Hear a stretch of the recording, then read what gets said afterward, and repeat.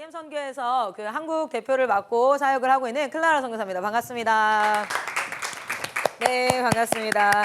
여기가 제 사무실입니다. 여기서 이제 모든 컨텐츠나 영상 자료들이나 책이라든지 아니면 사역의 전반적인 구도에 대한 뭐 그림이나 이런 것들이 다 나오고 있거든요. 그래서 여러분이 지금 여기 가장 IM 선교의 중심에 지금 들어와 계세요. 삼천리에 올라오면서도 생각이 들지 않던가요? 많이 깊이 들어간다, 그렇죠? 여러분 지금 많이 깊이 들어와 계세요. 오늘 강의가 저는 1시간 반 정도 진행을 할 예정이고요. 1시간 반 정도에서 2개의 주제를 가지고 좀 진행을 할 거예요. 후반에는 리뉴젠, 두 번째 그 세컨 파트에서는 리뉴젠 공동체 그리고 다음 세대 사역을 구체적으로 어떤 컨텐츠와 어떤 것을 가지고 할까 이런 부분에 대해서는 얘기를 할 거고, 그 전에 사실 오늘 저에게 1시간 반을 맡겨주시면 제가 너무너무 하고 싶은 말이 있어요. 왜냐면 이 시대 가운데 설령 IM 선교회와 이 사역을 하지 않는다 할지라도 이 얘기는 꼭 하고 싶다라는 부분인데, 그거를 먼저 이야기를 좀 나눠보도록 하겠습니다. 여러분 아직까지 소망이 있습니다. 맞습니까? 네, 우리는 막 상황이 어떠하다 할지라도, 상황이 굉장히 절박하고 처절하다 할지라도 반드시 우리가 기억해야 되는 건 예수 그리스도께서 아직 오시지 않았다면, 예수 그리스도께서 오시면 끝나요. 오시면 우리는 회개할 기회도 없고 다시 돌이킬 기회도 없고 모든 것들이 끝나는 마지막 때 종말입니다. 그런데 아직 예수 그리스도께서 오시지 않았다는 것은 무엇을 의미합니까? 여전히 우리에게 기회가 있다. 여전히 우리에게 예수께서 지금 힘 주셔서 충분히 이 사역들을 감당해 갈 수 있다. 저는 대한민국이 많이 정체되어 있어서 그게 사실은 속상해요. 정치적 상황이라든지 경제적 상황은요, 사실은 1900년도가 시작할 때, 지금 2020년도가 시작됐잖아요. 1920년도는 더 심했어요. 그 구한말에 사실은 경제나 정체는 더 심각했습니다. 그런데 그때 하나님께서는 우리에게 원산 대부흥운동과 평양 대부흥운동을 주셨어요.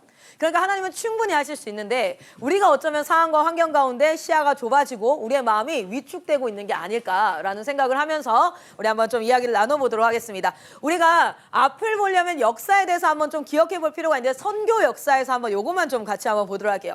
여러분, 예수께서 십자가에 죽으시고 부활하시고 승천하시면서 우리한테 부탁한 게 뭐예요? 부활의 증인되라고 했어요. 그 부탁이 우리나라까지 들어오는데 몇 년이 걸렸을까요? 여러분 다 아시죠? 우리나라까지 들어오는데, 이거 왜 지워졌을까요? 맞아요. 1884년입니다.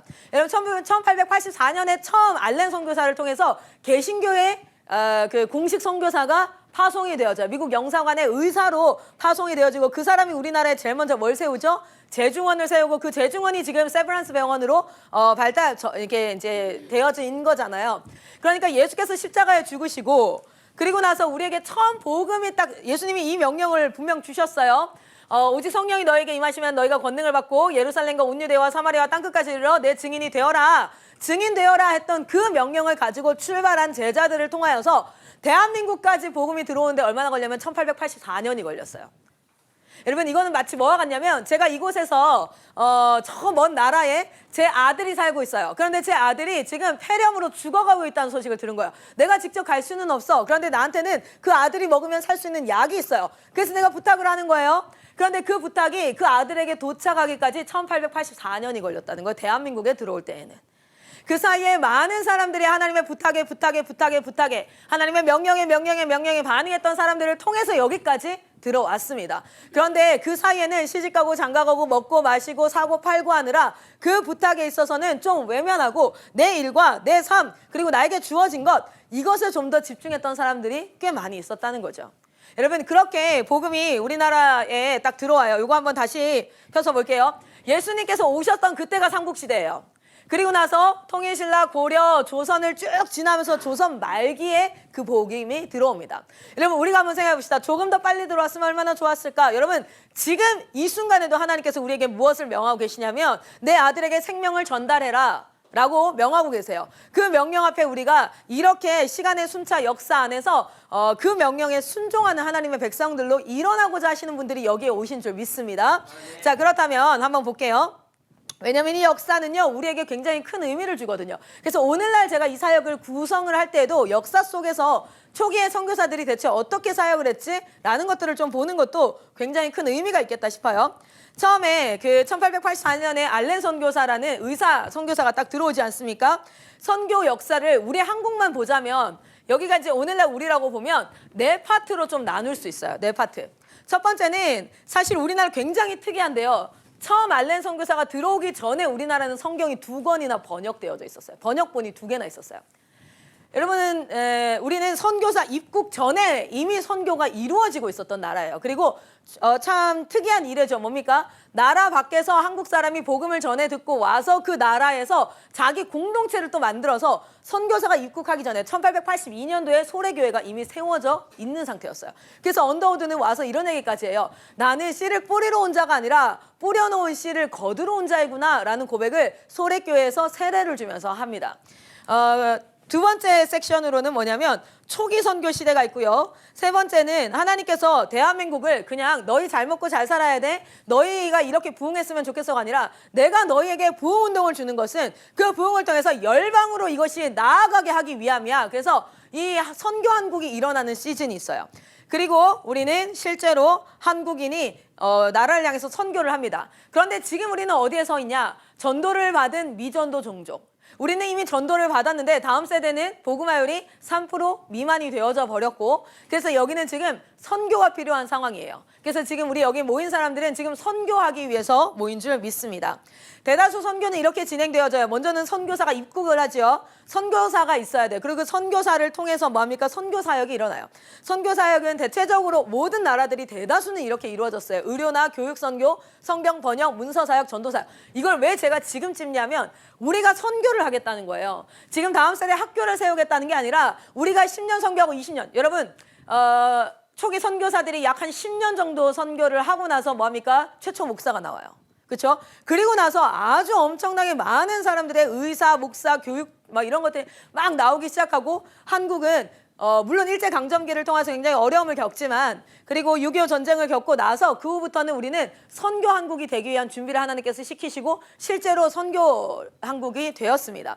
지금 우리 다음 세대 사역을 하는 목적이 단순히 교회 안에 몇몇 아이들을 좀 키워보자, 이 아이들을 하나님의 사람으로 잘 키워보자가 아니라 하나님께서 제2의 선교를 시작하셨고 대한민국에, 그리고 그것에 하나님께서 부흥의 운동을 허락하실 줄 믿습니다. 그것을 통해서 이 아이들이 세계 열방으로 나아가야 된다면 우리는 면밀히 좀 그냥 열정만을 가지고 움직이는 것이 아니라 면밀히 하나님께서 허락하시는 그런 지혜 앞에 무릎 꿇어서 겸손히 좀 배워야 하는 부분이 있어야 되지 않을까 생각해봐요. 여러분 초창기 선교에서 그리고 나서는 공동체를 세우고, 그리고 실제로 그 교회가 뭐가 됩니까? 기독교가 현지화되어지는 것까지를 목표로 합니다. 그러니까 선교사들이 계속해서 파송해서 우리가 하는 사역이 아니라, 기성세대가 하는 사역이 아니라 누가 해야 되겠어요? 아이들 안에서 아이들 그 지도자들이 일어나고, 앞으로 한국은 실제 10대가 10대를, 20대가 20대를, 30대가 30대를 이렇게 할 수 있는 계층을 만들어 놓는 것. 그래서 세대별 사역이 일어나는 것, 거기까지 꿈을 꾸고 이 사역을 하고 있어요. 마이크 선교사님께서 잠깐 이야기하셨지만 저는 제가 헌신했다고 생각하지 않습니다. 마땅히 하나님 앞에 그리스도인이라면, 마땅히 십자가에 죽으신 예수의 사랑을 받은 자라면 마지막 시대, 우리는 마지막 시대를 뭐라 그래요? 예수 초림과 예수 재림 시대를 살아가는, 예수 초림과 예수 재림 사이를 살아가는 모든 사람들은 마지막 시대 성도들이에요. 이 마지막 시대 성도들이라면 마땅히 해야 될 일을 하고 있다라고 생각을 해요. 그래서 이 부분을 가지고 한번 보면, 자, 실제 우리는 공동체가 있었고요. 선교사가 입국하기 전에 성경이 버전이 2개나 있었습니다. 제가 이제 이것들은 세부적인 얘기들은 좀 나누지 않도록 할게요.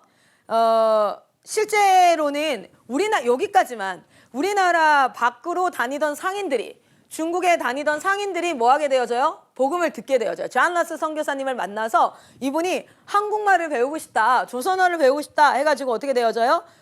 그 조선어를 가르치게 되죠. 가르치면서 복음을 증거합니다. 그 복음을 증거한 그 사람이 상인이에요. 보따리 장수한 사람이에요. 왔다 갔다 계속 하다가 그 자기 모든 가문이 예수를 믿게 되어지고, 그리고 그 안에서 만난 한 사람이 너무 아파요.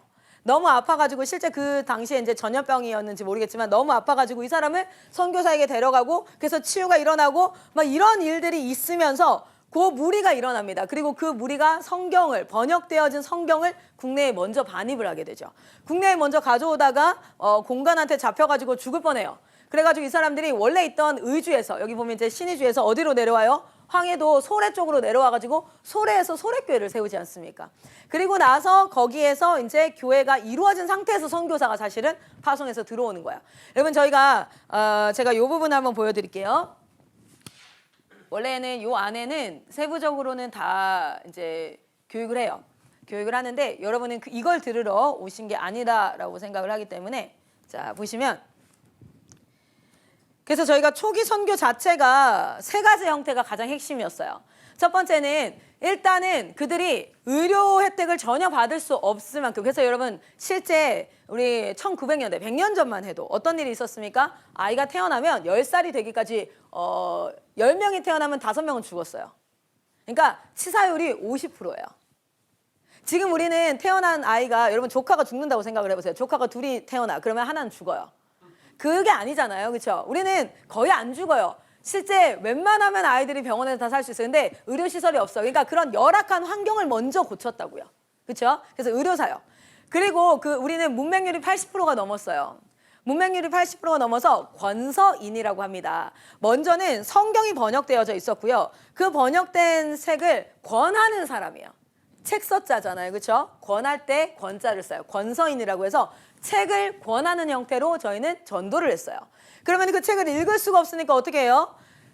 국어 교육을 먼저 했다고요. 가나다라 마바사 그거 먼저 가르치고 그리고 나서 그걸 가지고 성경을 읽으라고 하고 성령께서 역사하시고 그래서 그 안에서 공동체가 일어나고 이런 일들이 있었어요. 그래서 의료 선교와 교육 선교 그리고 복음 사역이 일어납니다. 그래서 우리나라의 뭐 배재학당이라든지 이화학당이라든지 경신 지금 이제 연세대가 되어져 있는 경신학당이라든지 숭실대학교 이 모든 곳들이 사실은 어디예요? 원래 서당 문화. 그래서 양반들만 교육받던 게 천민들, 소외된 계층들, 여성들까지 다 아우러서 교육이 일어나고 그래서 우리나라에 문명의 발달과 함께 초기에 복음이 들어오고 그 복음으로 말미암아 우리나라가 굉장히 성장하게 되어져요. 자 그러면 제가 이 얘기를 왜 하냐면 이렇게 해서 하나님께서 그 말씀을 가르치고 핵심은 이거예요. 여러분 우리가 어떤 툴이 있어서 복음 사역이 일어난다고 생각하지 않습니다. 저는 IM 선교회에 많은 컨텐츠가 있고 많은 기술이 있다 그렇게 생각하지 않아요. 가장 중요한 건 지금 다음 세대가 말씀에 접촉하고 말씀을 볼 수 있는 애들이 글 잘 읽어요. 문맹률 아무도 없어요. 글 못 읽는 사람 없어요. 그런데 성경을 안 읽어요. 그러니까 문맹률이 높은 게 아니라 성경을 안 읽어요. 그리고 중요한 건 먼저 성경을 읽어도 무슨 말인지 몰라요. 그럼 우리가 해야 될 사역들을 한번 초기에 선교사들이 했던 그 사역을 가지고 그리고 이렇게 하나님 앞에 사역을 해갈 때 어떤 일이 발생합니까? 하나님께서는 원산 대부흥운동과 평양 대부흥운동과 그리고 나서 어떤 일들이 일어나요? 그 대한민국 전도대회가 일어나고 그렇게 하면서 엄청난 교회의 성장들이 일어나요. 그 교회의 성장들이 단순히 숫자적 성장이 아니라 평양 대부흥이 일어나고 난 그 해에 뭐부터 시작합니까? 제주도로 선교사 파송부터 시작되어져요. 그러니까 하나님의 역사가 일어나는 거죠. 지금 다음 세대 가운데 저희도 하나님의 역사를 이루어가기를 소망합니다. 그래서 지금 한국에 사역하는 지금 우리 형태를 한번 잘 보시면 실제 저희는 이 나라가 선교가 되어지는 초창기에 성경이 엄청나게 번역되어져요. 그리고 그 왔던 선교사님들은 대다수 출판사를 운영합니다. 그리고 그 안의 내용들을 사람들에게 전달하는 그런 일들을 하게 되어지죠. 그리고 계속해서 공동체를 형성해요. 맥켄지라는 선교사님 어때요? 조선인처럼 먹고 조선인처럼 자고 그리고 조선인처럼 살고 난 그렇게 하겠다. 해서 아예 그 안으로 들어가 버리는 그런 공동체 형성과 그리고 안에 컨텐츠가 있어요. 그 컨텐츠는 뭐였습니까? 성경이었습니다. 그리고 뭐예요? 권서인이 있었어요. 이것을 권하는 자들. 권서인을 또 다른 말로 뭐 하냐면 권서인은 남자를 뜻할 때 권서인이라고 얘기했고요.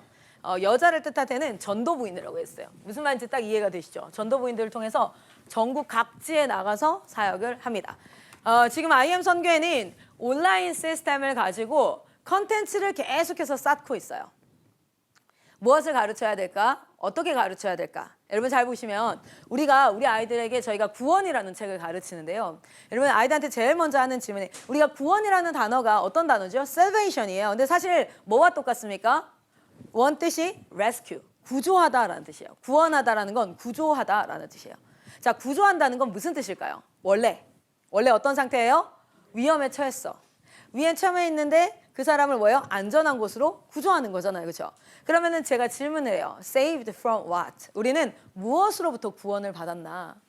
물에 빠진 상태라면 우리는 물에 빠진 그 위험한 환경으로부터 구원을 받은 거죠. 구조를 받은 거예요.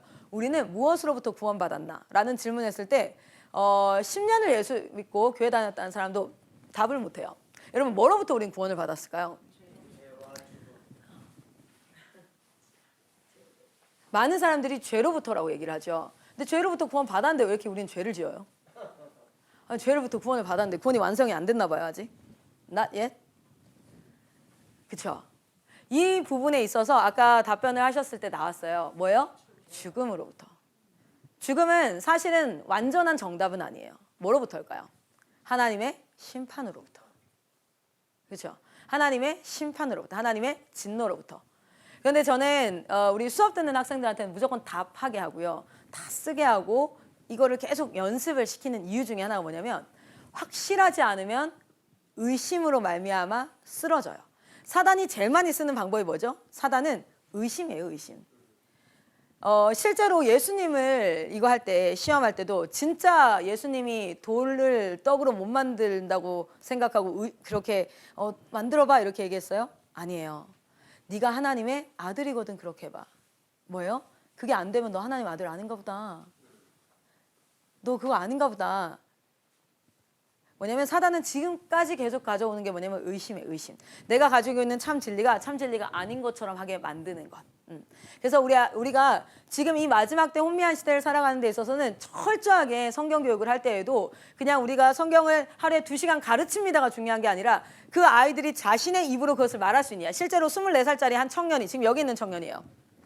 청년이 중고등학교부터 해서 계속 모범생으로, 이건 모범생은 교회에서 신앙사역 굉장히 열심히 하고 교회에서도 막 계속 중고등부 회장이고 고등부 회장이고 청년부 회장까지 그렇게 오던 친구예요. 그냥 그 친구한테 제가 이런 얘기를 했어요. 어느 날 한 달씩 딱 왔는데 한 친구가 남자애 둘이가 저녁에 딱 왔는데 그 교회 아이들인데 안 들어가고 맨 뒤에서 이만큼 반팔을 입었는데 여기 문신이 있어요. 그 반팔 18살짜리 남자애들 둘이가 이렇게 이러고 이제 그 앞에 서 있는 거예요. 뒤에서 지네 엄마가 집사님이에요. 중고등부 그 선생님이야. 그러니까 하는 거 구경하고 있는 거지. 그러다 이제 가려는 거야. 그래서 내가 이 24살 청년한테 얘기했어. 야, 가서 복음 전하라고, 쟤네. 어차피 쟤 갈 거니까 가기 전에 복음 전하라고. 근데 갔다가 진짜 한 3분도 안 돼서 오더라고요. 어떻게 복음을 전해야 될지, 뭔 말을 해야 될지. 왜냐면 안 해봤거든요. 그래서 제가 걔를 데리고 다시 갔어요. 데리고 가가지고 야, 너 문신 어디서 했냐? 부터 시작했어요. 그러니까 요즘 문신한 거 엄청 후회하고 있는데. 왜? 그러니까 이거 하면은 군대 갈 때도 뭐 좀 막 이러는 거야. 진짜? 야, 근데 너 문신 지우려면 6번 해야 돼. 할 때는 한 번 하는데. 맞아, 이거 엄청 비싸요. 그럼 이거 6번 하니까 네가 문신 할 때 비용보다 한 5배 들걸? 막 이러면서 이제 얘한테 야, 근데 너 문신 왜 했어? 그러니까 뭐 그냥 애들도 하고 야, 너 세 보이고 싶어서 했지. 이렇게 하니까 뭐 애들 이렇게 웬만하면 다 하고 세 보이고 막 이런 얘기를 하는 거여서 내 친구는 토시도 하더라. 세 보이고 싶어가지고 문신 토시 이렇게 하더라. 그러니까 맞아요. 우리 친구들 중에서도 아프니까 안 하긴 하는데 토시 하는 애들도 있고 타투 하는 애들 이러면서 근데 얘한테 제가 뭐부터 딱 시작을 했냐면 너가 왜 그렇게 세 보이고 싶어? 왜 약해 보이면 누가 짓밟니? 누가 뭐라 하니? 아니면 막 이래? 이렇게 얘기를 하면서 뭐부터 시작했냐면 아니 그러면 하나님이 이 세상을 만들었다는데 너가 어머니 집사님 아니에요? 저분 맞지? 그러니까 맞대요. 하나님이 세상을 만들었다는데 왜 이렇게 불공평하게 만들어놨을까?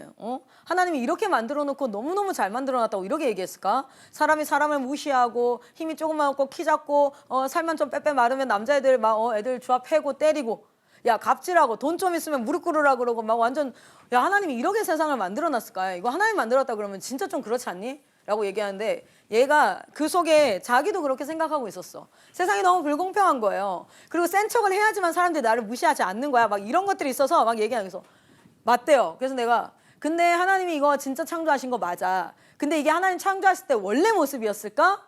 라고 하면서 뭘 시작했냐면 하나님이 창조했는데 그게 죄로 말미암아 망가졌던 것 그리고 그 망가졌던 것들이 진짜 완전 구제불능이었는데 예수께서 오셔서 이걸 고치러 오셨는데 잘 생각해봐라. 그냥 예수님 딱 오셨다 그러면 고쳤다 그러면 우리가 다 완전 의인이 되어 있어야 되는데 그렇지 않아. 우리는 한 사람 한 사람 전도하면서 첫 번째 예수를 만나게 하고 만나면 그때부터 시작돼서 하나님의 말씀이 이 사람에게 너무 자연스럽게 하나님 없이 해오던 모든 생활들이 예수 믿으면서 어떻게 돼요?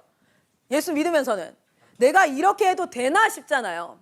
예수 믿으면서는 양심이 살아나기 시작하고 말씀으로 말미암아 영혼이 살아나기 시작해서 거리낌 없이 짓던 죄가 내가 그냥 나의 유익을 위해서는 거짓말 쉽게 하던 그것들이 이렇게 하면 안 될 것 같은데 뭐가 살아나기 시작하는 거예요? 하나님의 형상이 회복되어지기 시작하는데 그것도 말씀이 지속적으로 알려지지 않으면 어떻게 돼요? 그냥 죄책감만 있어요. 그래서 교회 다니면 뭐가 되는 거예요? 갑갑해요. 뭐 내 마음대로 할 수 있는 게 없어요. 딱 거기서 머물게 되어져요. 그런데 하나님의 형상을 계속해서 성경 가운데 교육을 하게 되어지면 아, 이때는 이렇게 하는 거구나, 저 때는 저렇게 하면 더 좋겠구나 라고 자기 의지적으로 발동되어서 하나님을 닮아가는 과정, 그 과정이 신앙의 과정이죠. 오늘날 지금 청소년들은 그것을 제공받지를 못하고 있어요. 애들은 어떤 상태냐면 교회에 출석을 합니다. 그러나 출석하고 있지만 그들은 어떤 상태입니까? 하나님을 닮아가야 된다는 이런 전제 조건이라든지 뭐 이런 것들이 전혀 없어요. 안 먹혀. 그래서 얘네들을 처음 사역을 시작할 때 저희가 캠프부터 시작하는 거예요. 왜냐하면 자기의 익숙한 공간에서 자기가 아는 사람이 하는 얘기는 다 잔소리예요. 다 꼰대 가는 소리예요. 듣기 싫어요. 아, 제발 좀 가만히 두세요. 아, 뭐래. 그냥 나와서 앉아있는 것만으로 땡큐인 줄 알아요. 나 안 나갈라니까 그냥. 이 상태예요, 아이들이. 그게 죄가 철저하게 발동되어진 상태예요. 그래서 저희가 캠프 사역을 해요. 왜냐하면 사람은요, 자기가 있던 공간에서 잠깐 분리되어져 나오면 생각이 단절이 됩니다. 그리고 그 공간에서 뭐 아니면 everybody does it 하면 이게 문화가 되는데, 예를 들어서 이런 거예요. 우리가 아이들한테서 나중에 이제 결혼해보면, 예비 신부님이니까 결혼해보면 애를 키우잖아요. 애가 내 맘대로 안 돼요. 애가 내가 되게 잘 키우고 싶은데 내 맘대로 안 되고, 우리 부모님들의 핸드폰을 하나 뺏으려 그러면 세계 2차 대전이 일어나요. 핸드폰 하나 뺏고 싶다 그러면 2차 대전은 이미 일어났으니까 세계 3차 대전이 저희 집에서 일어납니다. 그러기 때문에 왜 그러냐면 그건 그냥 잔소리고, 이게 내 친구들 다 가지고 있는데 우리 엄마는 왜 유별나게 해? 왜 그래? 그러면서 교회에 대해서, 하나님에 대해서 더 거부감만 생겨나요. 근데 여러분 아세요? 여기 있는 애들 중에는 한 명도 핸드폰을 가지고 있는 애가 없어요. 그러면 뺏기가 되게 쉬워요. Everybody does it. 모든 사람이 하는 것을 애들은 따라가게 돼 있어요. 어떤 친구가 캠프를 왔는데 아, 씨발 존나 짜증나 이래요. 진짜 예배당 한가운데서 얘가 학교 좀 놀던 애야. 그러니까 아, 씨발 존나 짜증나 진짜. 그러니까 누가 막 인사하고 그렇게 하니까 그랬어요. 근데 아세요? 그때 만약에 그 애를 가만히 두잖아. 그러면 그 친구는 계속 하는 거예요. 그런데 거기에 있던 150명이 일제히 조용해졌어요. 그리고 걔를 다 쳐다봤어요. 그러니까 얘가 약간 뭐냐면 여러분 150명의 시선을 느끼고도 뭐 어쩌라고 이렇게 못해요. 일제히 다 쳐다봤는데, 그리고 나서 거기에서 한 선교사님이 일어나서 욕하면 안 돼. 별말 안 했어 진짜. 욕하면 안 돼. 근데 그 말 한마디가 여러분 어떤 분위기를 느꼈을지 아세요? 그리고 아이들은 정상적으로 와글와글 다시 다 돌아갔어. 근데 그 친구가 그 뒤로 욕을 했을까 안 했을까요? 아, 여기서는 못하는구나. 근데 그게 계속되어지는, 그게 처음을 끊는 게 중요해요. 끊고 나서 여기서 1년 훈련 받고 2년 훈련 받으면 자기가 스스로 결정할 수 있는 힘이 생겨요. 어떤 힘이 생기냐면, 아, 여러분, 여긴 청소년이 아니니까 청소년 중에, 여러분, 봐봐요. 남자친구가 없어. 근데 봐봐요. 남자친구가 있는데 길거리에서 아, 씨발 하고 다니고 막 아, 존나 짱난다고 입에 걸레 문 것처럼 욕해. 그러면 너무 좋아요? 진짜 싫죠? 방금 손살에 쳤어. 아우, 막 이랬어. 생각해봐요. 여자친구가 있는데 막 나 있을 때는 아무 말도 안 하고 막 해서 아, 씨발하고 막 옆에서 존나 짱나 막 욕을 겁내 잘해. 그럼 어때요? 절레절레야. 근데 그거 아세요? 10대들도 그래요. 야, 너네 엄마가 있잖아. 막 그래. 그러면 멋있는데요? 처음에는 막 반발심 이렇게 얘기를 해요. 근데 제 진짜야? 그럼 아니에요. 스스로 결정할 수 있게 해줘야 돼. 그렇게 한 번은 단절이 필요하고요, 사역에서. 그리고 나서는 이제 그때부터 1차적으로 인큐베이팅을 한 달, 2달 하는 건 원래 있던 그 교회에서, 내가 다니던 교회에서는 멋진 리뉴전이 되겠습니다. 이 도전이 안 돼요. 그런데 여기 와서 이미 그렇게 하고 있는 아이들과 섞여서 내가 하면 아이들도요, 뻘쭘하거든요. 그거 아세요? 제가 아이들 얘기를 해줄까요? 자기가 은혜를 받아도요, 수련회 갔다 와서 교회 오면 왜 그렇게 되냐면 내가 어떤 짓을 했던 사람인지 알아. 내가 말 더럽게 안 들었고, 내가 예배 때 어떤 자세였는지 아는데 내가 갑자기 변했다고, 내가 은혜 받았다고 갑자기 손 들고 찬양하는 것도 힘들어요. 왜냐면 다 알아, 내가 누구인지를. 내가 태어날 때부터 봤던 집사님과 목사님과 다 있는데 갑자기 내가 손을 들고 찬양을 하면 하고 싶어도 못해요. 그래서 뭘 해줘야 되냐면 애들을 옮겨줘야 돼요. 한번 옮겨서 여기서 은혜를 받고 한번 단절을 하고 은혜를 받고, 근데 거기서 끝나서 돌아가면 수련회랑 똑같아. 그게 아니라 한 달간 2달간 그 생활을 하면서 이제 스스로 분위기 때문에 욕을 안 하는 게 아니라, 분위기 때문에 따라가는 게 아니라, 아, 이게 옳은 거구나, 이게 맞는 거고, 이게 더 멋있는 거구나 라는 것들을 체험하잖아요. 애들 문신 왜 해요? 걔가 멋있어 보여서 하는 거예요. 여자애들 틴트 완전 목숨 걸고 틴트 바르죠. 양치질하고 틴트 바르고 뭐하고 틴트 바르고 지나가다 거울 보고 틴트 바르고. 왜 그런지 아세요? 예뻐 보이고 멋있어 보이고 좋아 보이는 걸 따라가는 나이가 청소년이에요. 왜냐하면 그들은 인생을 살아본 적이 없기 때문에 인생에서 이제 어떤 삶을 살아야겠다는 욕구가 일어나는 시기예요. 그 시기에 뭘 보여주느냐에 따라 지금 저희가 그 시기에 아이들한테 뭘 보여줍니까? 중학생, 고등학생한테 선교사의 삶을 보여주고 있어요. 그래서 저희 아이들 중에는 선교사 하겠다는 사람이 되게 많아요. 여러분 각 교회에서 선교사 하겠다는 애들이 많이 안 나오거든요. 그런데 저희는 애들이 보는 게 그거야. 그래서 그냥 제이콥 쌤이 멋있어 보이는 거예요. 아, 남자는 저렇게 사는 거구나. 그냥 마이클 쌤이 멋있어 보이는 거예요. 그냥 클라라 서관 선교사가 멋있어 보이는. 애들이 항상 얘기해요. 저한테 쌤은 안 예쁜데 예뻐요. 그러니까 아세요? 그게 뭔 말인지 아시겠어요? 연예인으로 봤을 때 제가 예쁜 얼굴은 아니에요. 그런데 저보고 멋있고 아름답대요. 그래서 그거를 그 당당함을 따라가고 싶대요. 이게 뭐냐면 그 나이 때 꼭 있어야 되는 거야. 그 나이 때 하고 싶은 게 없어지게 만드는 게 사단이에요. 여러분 게임 시키고 애들 있어봐요. 엄마들이 열받는 건 뭔지 아세요? 차라리 꿈이 많아서 뭘 선택해야 할지 모르는 애들이 꿈이 없어요. 일본에 어떤 애들이 있습니까? 기본 급여를 주니까 그냥 그거 받고 고시원에 방학간에 컴퓨터 좋은 거 하나 갖다 놓고 평생 게임하면서 살겠다는 거야. 알바하고 일하면서 스트레스 받고 이러는 바에는 나 돈 많이 안 쓸 거니까 그냥 그렇게 살겠다는 거야. 꿈이 없고 뭘 해야 되겠다. 이게 없는 게 지금 이 시대의 문제잖아요. 자, 그래서 그렇게 단절을 시키고 그리고 나서 옳은 것들을 전하고 이렇게 하는데 거기에서 여러분은 지금 뭘 준비하고 계시는 거냐면 1차적으로는 아이들을 거기서 떠와야 됩니다. 왜냐면 거기에서 시작하기가 쉽지가 않아요. 그래서 떠와서 여기에서 한번 흔들어서 아이들이 옳은 것이 무엇인가 라는 걸 알아요. 근데 알고 나서도 그걸 계속 따라가고 싶을까요? 그렇지 않아요. 그래서 우리는 뭐가 필요합니까? 옆에 도와주는 사람들이 필요한 거예요. 여러분은 그걸 준비하고 있는 거예요. 옳은 말을 해줄 사람. 자, 보세요. 우리나라 초기에 부흥도 어디서부터 일어납니까? 성경을 가르치는 것부터 시작했어요. 원산 대부흥운동 그리고 평양 대부흥운동도 회개운동인데요. 그 회개가 어떻게 일어날 수 있어요? 옳은 게 뭔지를 아는 기준이 딱 생겨보니까 내가 틀렸다는 게 보이는 거예요. 그래서 일어나는 게 회개잖아요. 결국에는 핵심에는 뭐가 있냐면 성경, 그러니까 말씀을 가르치는데 예를 들어서 이런 거죠. 저는 중간 편입자입니다. 전 예수를 중간에 믿었어요. 그래서 전 중간 편입자라 그래요. 전 모태신앙이 아니에요. 지금 저희 어머니 아버지도 예수 안 믿으세요. 지금도 안 믿으세요. 사위가 목사예요.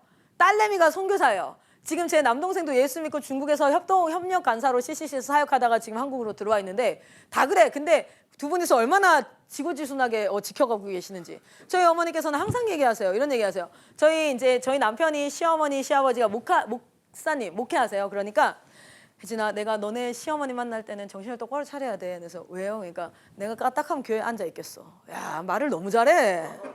내가 정신을 살짝만 놓으면 내가 예수 믿는다 할 판이야 지금. 말을 너무 잘한대요. 그래서 교회 사모님이신데 전도 왕이시거든요. 그 동네에 있는 모든 사람들 다 이렇게 하시는데 그래서 내가 너희 시어머니 만날 때는 정신 단디 잡아야 된다고.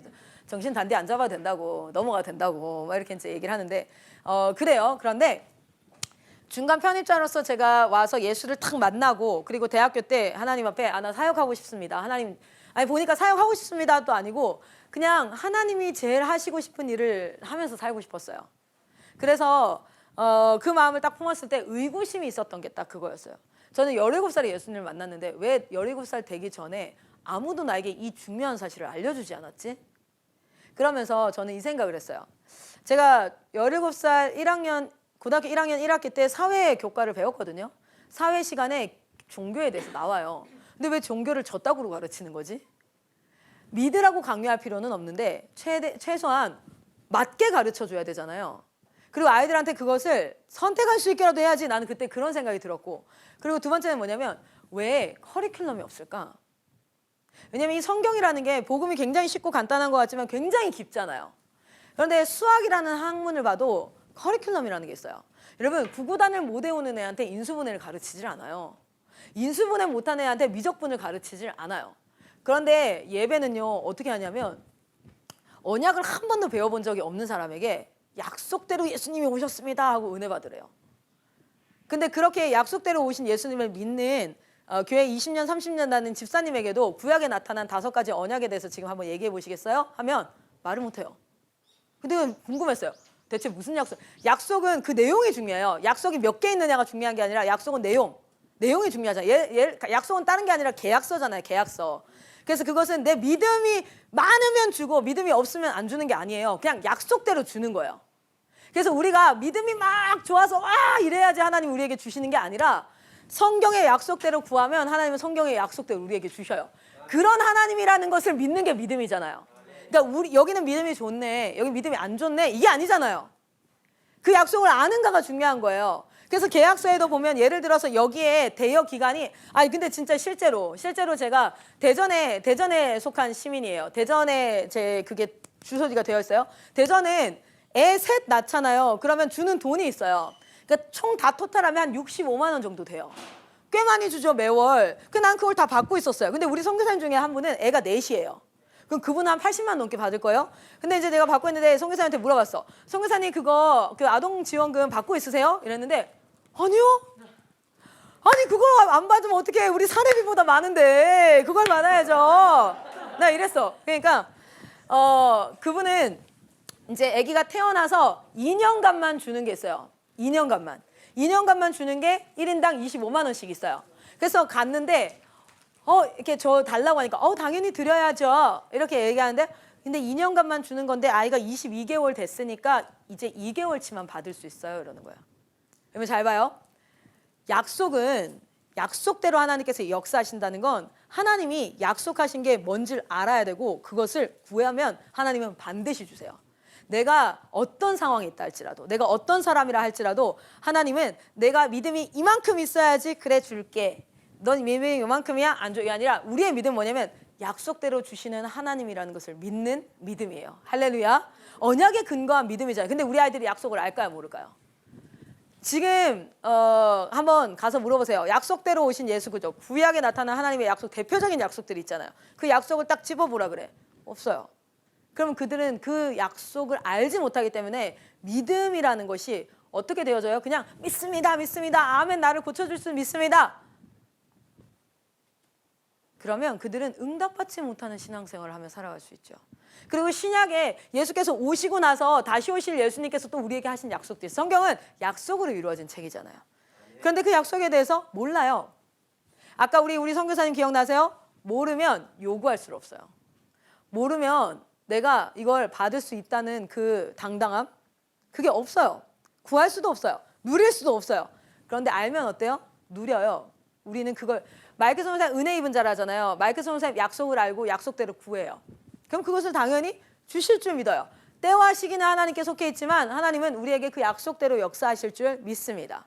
아멘. 그런데 우리 아이들은 그 믿음이 있을까 없을까요? 없으니까 예배 드리다가 마음이 동하고 눈물이 나고 막 이러면 자기가 그리스도인인 줄 알았다가 어느 날 마음이 너무 차갑게 식어있고 내 삶과 환경 가운데 너무 힘든 일이 막 일어나면 하나님은 나에게 역사하지 않는다. 난 그리스도인이 아닌 것 같다. 내가 똑바로 안 살고 그러면 난 그리스도인이 아닌 것 같다. 약속에 근거한 복음 구원관이 아니라 그냥 내 상황과 환경이 흔들흔들하는 거야. 그런 흔들리는 사람은 사단이 낚아채기가 너무 쉽죠.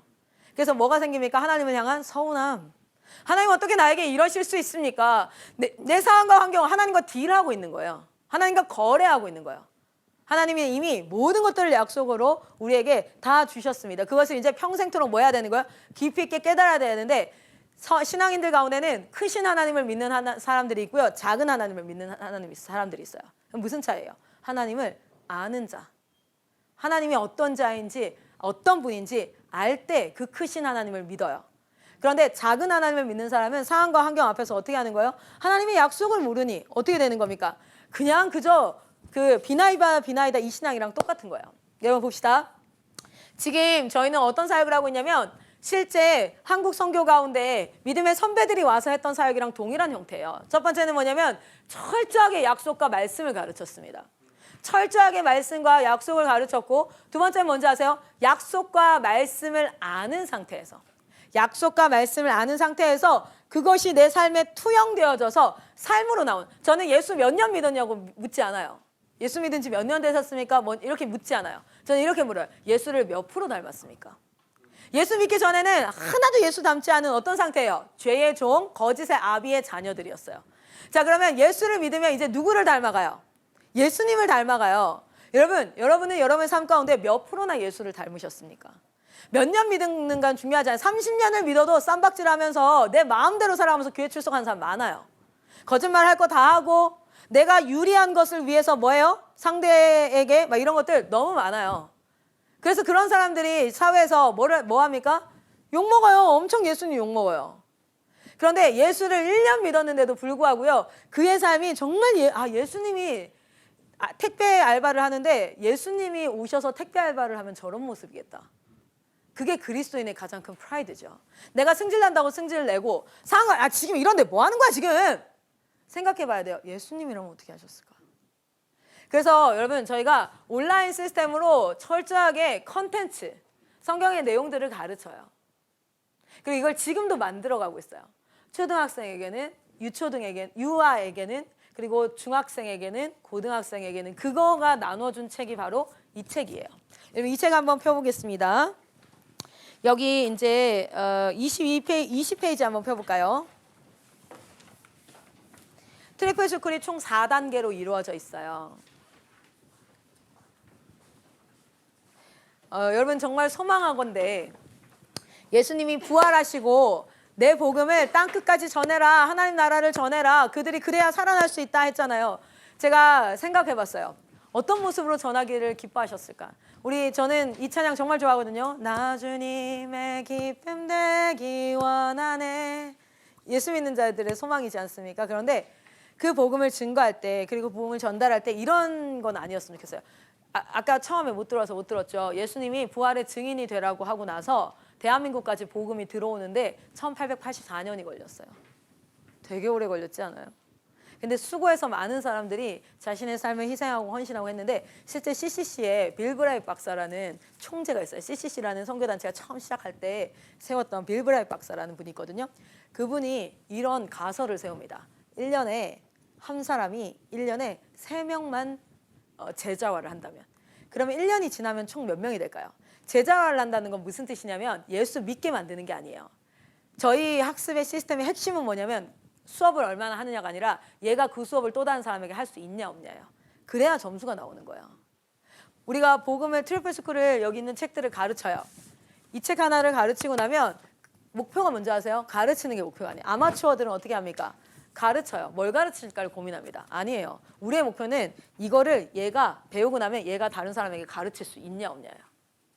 여러분 우리의 목표는 이거여야 돼요. 내가 이걸 가르치고 나면 이 사람은 이거를 다른 사람에게 가르칠 수 있게 해야 돼요. 그게 제자화예요. 내가 하는 일을 이 사람도 하게 만드는 거. 제자화. 자, 그런데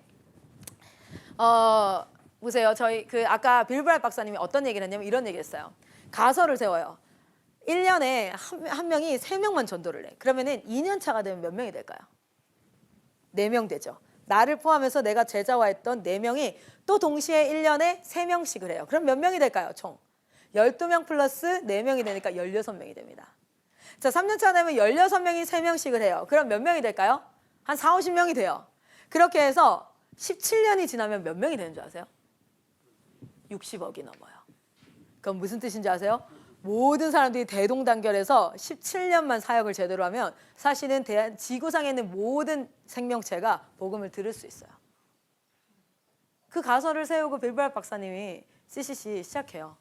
제가 CCC 출신이라서 그거 외웠거든요. 그런데 그 일이 일어나요, 안 일어나요? 지금 CCC 70주년 맞이했죠. 17년이면 된다는 그 일이 왜 안 될까요? 시집가고 장가가고 사고 팔고 해야 될 일이 너무 많아요. 그 일 말고도. 설거지도 해야 되고 빨래도 해야 되고 땅도 사야 되고 뭣도 해야 되고 할 일이 너무 많아요. 복음이 속히 전해지기를 소망합니다. 그래서 정말 믿는 자들이 하나님 앞에 그렇게 나아가길, 물론 그렇다고 모든 생계를 다 내팽개치고 그렇게 해라 라는 거 아니에요. 그러나 정말 한국교회가 제자화하기를 소망하는데 제자화는 다른 게 아니에요. 내가 하는 일을 이 사람도 하게끔 만드는 거예요. 그래서 저희가 공과 수업을 하나 해도 지금 저희 아이들 어떻게 하고 있는지 아세요? 선교사님들이 저번에 다 가르쳤던 거를 학생들이 학생들에게 가르칩니다. 그걸 연습시키는 거예요. 아까 24살의 청년 기억나세요? 얘는 모태신앙이에요. 24년간 교회를 다녔고 계속해서 직분자로 있었어요. 중등부 회장, 고등부 회장, 대학교 청년부 회장. 그런데 전도를 하라고 했더니 뭔 말을 해야 될지를 모르더라고요. 왜요? 안 해봤으니까. 어렸을 때부터 해야 돼요. 초등학생 때부터 그리고 3살, 4살 때부터 복음 전하는 거. 제가 참 아름다운 모습을 봤는데 저희 아들이 4살일 때 용인 엘베델 공동체에 갔어요. 갔는데 거기에는 8살짜리 딸내미가 하나 있을 거예요. 몇 살이죠, 쌤? 걔가, 한별이가? 7살짜리가 있어요. 그래서 제가 한별아, 선생님 둘째 아들이야. 필립이랑 잘 놀아줘. 그래서 네 이러더니 얘가 가면서 뭐 앉아요? 너 예수님 믿니? 이러고 가는 거예요. 그러니까 제 아들이 있어요. 나는 믿는데. 그러니까 그럼 됐어. 그네 타러 가자.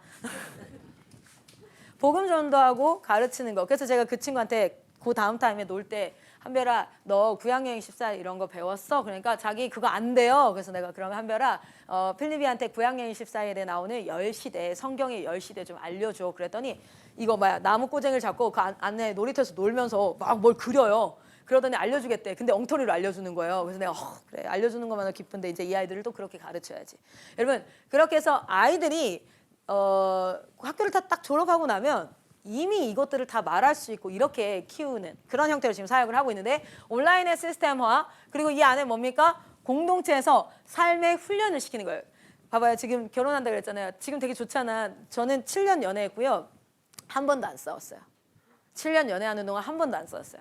그리고 결혼하자마자 허니문 베이비로 첫째를 낳았거든요. 그리고 지금 이제 7년이 됐어요. 7년간 미친 듯이 싸우고 있어요. 죽자고 싸우고 있어요.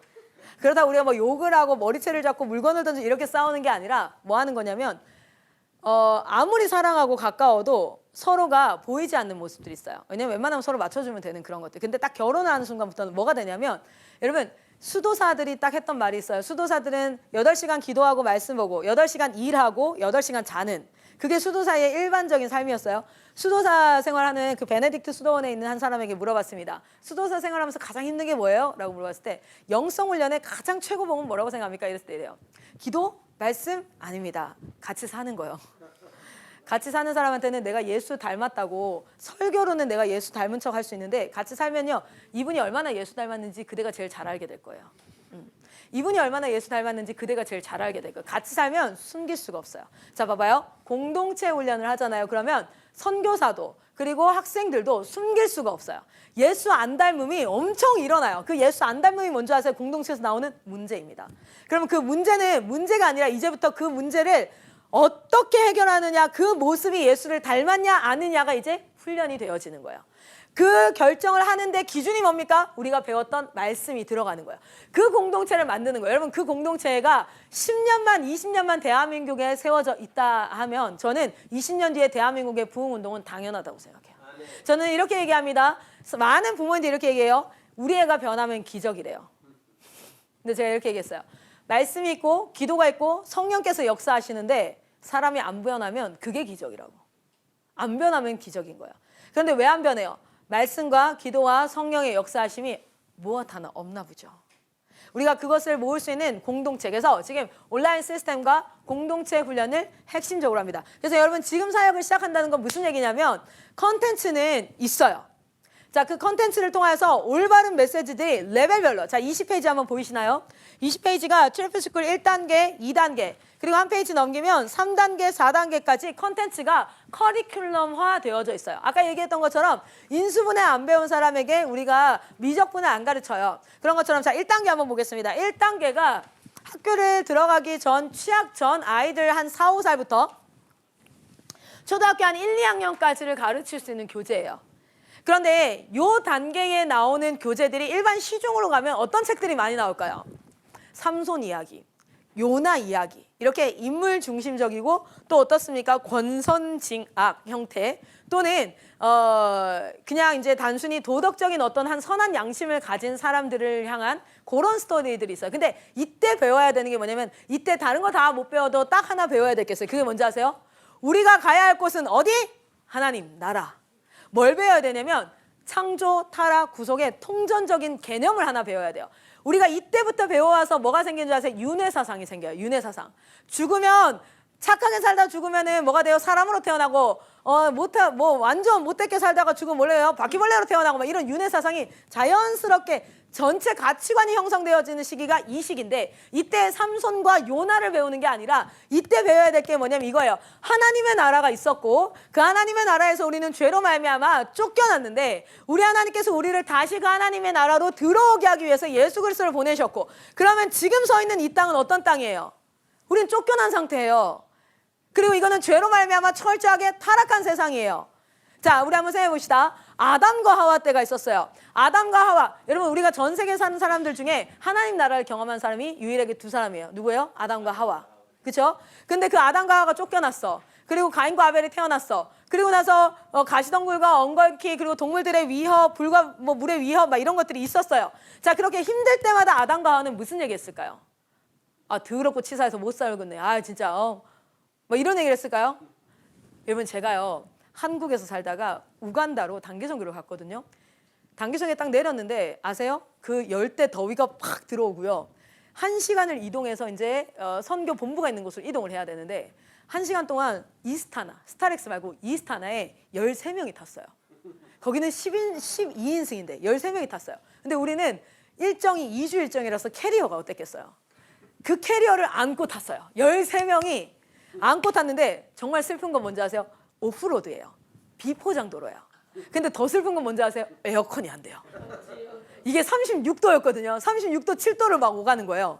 에어컨이 안 되는데 그래서 문을 열면 먼지가 들어와요. 미쳐버린 줄 알았어요. 문을 닫으면 서로의 숨소리 때문에 미쳐버리거든요. 너무 더워서 열었다 닫았다 열었다 닫았다를 1시간 동안 하고 갔어요.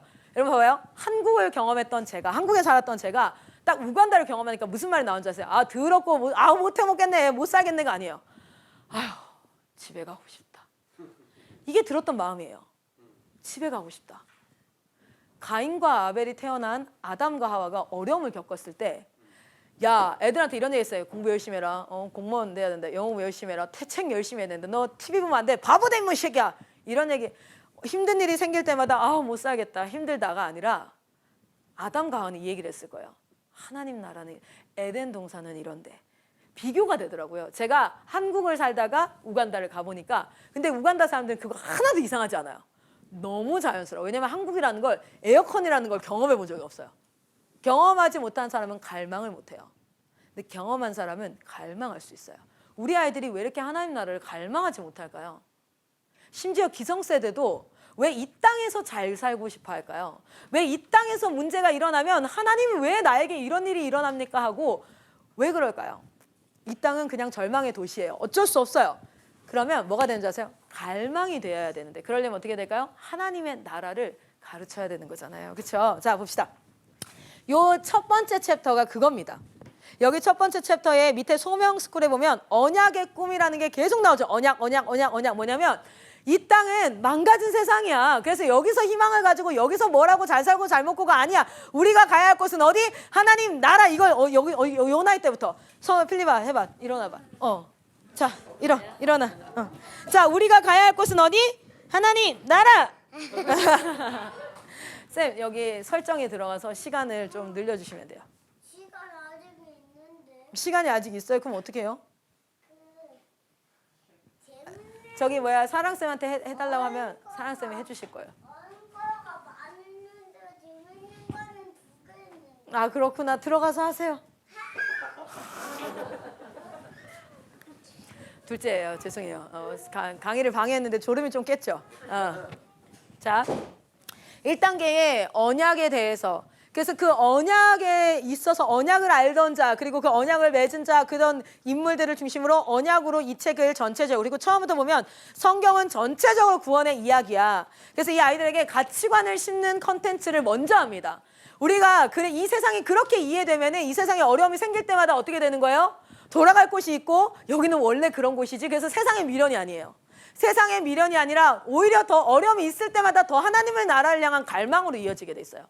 그런데 우리가 신앙의 첫 단추를 잘못 깨면 어떻게 되는 줄 아세요? 내가 예수를 믿는데 왜 이렇게 어려운 일이 생기는 거야? 이렇게 되는 거야. 내가 예수님 앞에 뭘 잘못했을까? 뭘 잘못했길래 내 인생이 이렇게 꼬이는 거지? 이렇게 되는 거예요. 여러분, 여기는요, 이 죄의 세상, 절망의 세상 어떤 거냐면 내가 아무리 잘해도, 여러분, 우리 고속도로 운전하면 내가 아무리 안전운전해도 누가 나를 집박을 수 있는 거예요. 여기는 그런 것이에요. 그래서 우리는 뭘 더 갈망하게 됩니까? 하나님 나라를 더 갈망. 그러니까 어려움이 있으면 있을수록 하나님의 나라를 더 갈망하는 자들로 키울 것인지, 아니면 이 땅 가운데에서 내가 뭘 잘못했길래 나에게 이런 일이 일어나죠 하면서 원망하며 살게 될 것인지. 그게 어디에서 결정이 되면 트리플 스쿨 1단계에서 결정이 되게 돼 있어요. 이 가치관을 심는 컨텐츠 교재들이 쭉 형성이 되어져 있습니다. 그리고 이제 2단계로 넘어가게 되어져 있고요. 여러분이 현장에서 너무 잘 가르치고 싶었던 내용들 좀 정리해 놓은 거예요.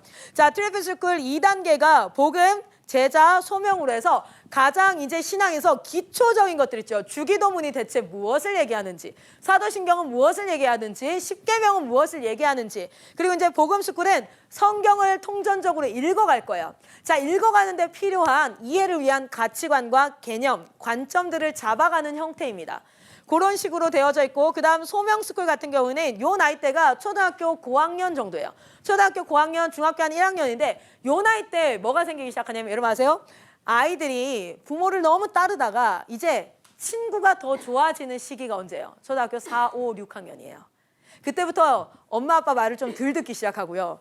예전에는 놀다가도, 지금 저 친구는요, 장난감보다 엄마랑 같이 있는 게 좋아서 여기 와 있어요. 그런데 초등학교 한 6학년만 되면 엄마랑 여기 오자 그러면 어때요? 난 집에 혼자 있는 게 나은 거예요.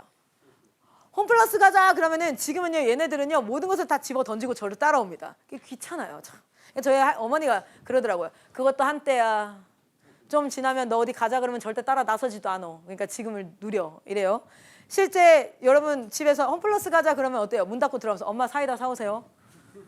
이렇게 딱 그 시즌에 아이들 또래와 어울리는 게 좋고, 근데 거기에서 뭐냐면 이제 재밌고 하고 싶은 게 막 생기기 시작해요. 그 나이 때 뭘 보여주냐면 요 뒤에 보면 그 어린이 시리즈 있죠. 세상을 바꾼 10보이즈 시리즈라고 해서 정말 이 세상을 우리가 어떻게 살아가야 하는가, 얼마나 이 세상 가운데 우리가 해야 될 일이 많은가, 이런 것들을 보여주고 생산적인 것들을 보여주지 않으면 이 나이대가 딱 게임에 빠지는 나이대입니다. 뭔가 하고 싶거든요. 뭔가 니즈가 엄청나게 올라오는 시즌이에요. 그래서 뭔가 하고 싶다. 그때 얘네들한테 이런 멋진 사람을 보여주고, 그리고 실제 영어 공부 해라가 아니라 영어를 잘하는 사람과 외국에 한번 가보면 되게 부러워져요. 애들이 뭐가 많은 때냐면 부러움이 엄청 많아요. 쟤는 이걸 가지고 있고 쟤는 저걸 가지고 있고, 그 부러움을 어디로 옮겨야 돼? 그 에너지를 넌 이거 안 돼, 저건 안 돼, 이렇게 단절이 아니라 그 일들을 하고 싶게끔 뭔가의 하나의 멋진 심볼을 보여주고 멋진 인생의 모델을 보여주고 하는 그런 형태로 지금 트리플 스쿨이 신앙 안에서 이렇게 형성이 되어졌어요. 역사를 바꾼 10보이즈, 그렇죠? 문화를 바꾼 10보이즈, 뭐 이렇게 해가지고 요 안에 구성이 됩니다. 그리고 이제 넘어가면 트리플 스쿨 3단계가 있어요. 이 3단계는 중학교 한 2, 3학년이나 고등학교 1학년 정도가 배우는 건데 철저하게 신학 과정처럼 구성이 되어져 있어요. 그래서 우리가 하나님의 형상대로 지음 받았다라고 얘기했을 때 그 형상이 appearance, 외모가 아니잖아요. 그럼 하나님이 가지고 있는 속성이 있죠. 그렇죠? 하나님이 가지고 있는 그 속성들, 그걸 닮았다는데 그 속성이 과연 뭐죠? 라고 얘기했을 때 우리는 답을 못해요. 하나님은 공유할 수 있는 속성이 있고 비공유적 속성을 가지고 있죠. 근데 그 공유할 수 있는 속성은 누구에게? 우리에게 주세요. 이거 뭐냐면 신론이에요. 조직신학의 신론에서 4가지를 핵심적으로 배우지 않습니까? 첫 번째는 뭐예요? 하나님의 존재. 하나님 어떻게 존재해서 삼위일체. 그래서 조직신에서 되게 강력하게 배우는, 신론에서 배우는 것 중에 하나가 삼위일체. 그 하나는 뭐예요? 하나님의 이름에 대해서, 하나님 그분이 누구인가, 그 다음 하나님의 속성에 대해서, 마지막 하나님의 섭리에 대해서, 이러한 것들이 지금 3단계에 들어가 있어요. 근데 이거를 배울 만큼 그 앞에서 어느 정도 작업을 해놓은 거예요. 갑자기 이걸 가르치면 애들 어떤 상태가 되냐면 멘붕, 당황, 왜 나에게 이런 걸, 막 이렇게 되는데 앞에서 그 작업을 해오는 거예요. 그리고 나서 사실 3단계는 거의 신학 3, 4단계가 신학에 준하는 과정으로 이루어져 있습니다. 그러면 하나님이 누구인가? 내가 망가졌다, 죄로 말미암아 철저하게 타락했다. 대체 뭐가 타락한 걸까요? 그냥 거짓말 좀 하고 폭력적이고 아니면 물건 훔치는 게 타락일까요? 아니지 않습니까? 하나님의 공유적 속성 가운데 지혜의 속성과 지식의 속성과 선함의 속성과 뭐 정의의 속성과 이런 것들이 철저하게 망가져서 그 형태는 이루고 있으나 어떻게 되고 있는 거예요? 사실은 그 안에서 왜곡되고 다 이기적으로 나를 다 향하게 되어져 있는 뭐 그런 것들. 자, 그런 것들을 가르치는 형태로 되어져 있어요. 자, 제가 여러분과 나누고 싶었던 것들은 요 부분들을 진짜 우리 대한민국의 초창기에도 어땠다고요? 성경을 가르쳤어요. 그럼 지금 다음 세대 부흥을 위해서 저희가 가르쳐야 될 게 이것이고 저는 권해드립니다. IM이랑 같이 사역하지 않아도 괜찮아요. 근데 저희가 IM 러닝이라는 홈페이지가 있고요. 이거를 가르쳐서 영상으로 다 해놨어요. 그러니까 사역을 시작하겠다고 뭐 하면 됩니까? 라고 묻는 분들한테는 제가 CVP 들으라고 하고요. CVP만 들어서는 안 돼요. 가르쳐야 될 게 워낙 많잖아요. 그래서 이 여기 나오는 책 하나에 예를 들어 제가 구원이라는 책을 강의를 해놨는데 구원책 잠깐 손에 쥐어주시겠어요, 여러분? 네. 이거 이제 여기 중에 3단계 있죠. 여기 3단계에 보시면 처음 만나는 구원 이야기라고 두 번째 거가 있잖아요. 그게 이 책이에요. 이 책이 총 8챕터로 되어져 있어요. 그래서 이 안에 구원은 우리는 무엇으로부터 구원받았는가? From what? 무엇에 의해서 구원받았는가? By what? 그리고 무엇을 위해서 구원받았는가? For what? 이렇게 세 가지로 나눠서 네가 받은 구원이라는 게 뭐냐면 이런 거야 라고 질문이나 예화나 할 수 있는 활동이나 이런 것들로 쭉 만들어 놨단 말이에요. 그러니까 이런 것들을 하나하나 습득하셔서 IM이 다 해주는 게 아니라 저희는 이 재료를 다 드려요. 그러면 요것을 가지고 여러분이 그 현장에서 이러한 것을 가르치는 공동체를 만드는데 그 나이 때 애들이 다 뭐 해야 됩니까? 신학 공부만 하고 있을 수 있나요? 아니죠. 뭐 해야 되죠? 학습도 해야 되잖아요. 공부도 해야죠. 그래서 오전에 마이클 선생님이 그 얘기 한 거예요. 워싱턴 크리스찬 스쿨. 일반적으로 아이들을 데리고 있으려면 학교도 같이 해야 되는데 학교 하려면 선생님이 있어야 되잖아요. 그런데 국영수사과 5과목 선생님만 해도 한 달에 200만 원만 줘도 1000만 원이에요. 어떻게 학교를 하냐고요. 그런데 온라인으로 5과목을 하는데 외국 선생님들이 국제학교 수업으로 다 진행을 하고 생활기록부가 나와요. 그러니까 검정고시를 안 봐요. 학교를 안 다니고 대안학교를 하면 다 검정고시를 보잖아요. 근데 검정고시를 안 보고 생활기록부가 나오고 졸업장이 나와요. 그리고 이 아이들이 뭐가 됩니까? 공동체 목사님이 점수가 100점 만점이면 40점을 우리가 줄 수 있어요. 거기에 항목이 신앙, 독서, 음악, 체육이 들어가 있어요. 그래서 그 점수를 실제로 하고 우리가 주면 돼. 그래서 점수에도 관여할 수 있는데 생활기록부도 쓸 수 있고 학생신문도 유학생으로 될 수 있는데 월 30만 원으로 해서 아이들을 할 수 있게. 그리고 그 30만 원 저희 본부로 오는 거 아니에요. 그 필리핀 문교부에 등록되어 있는 그 교육법인 학교로 가는 거예요. 그렇게 그 학교를 하면서 그러면서 이 부분들을 같이 가르치자는 거예요. 그게 저희가 리뉴젠 공동체입니다.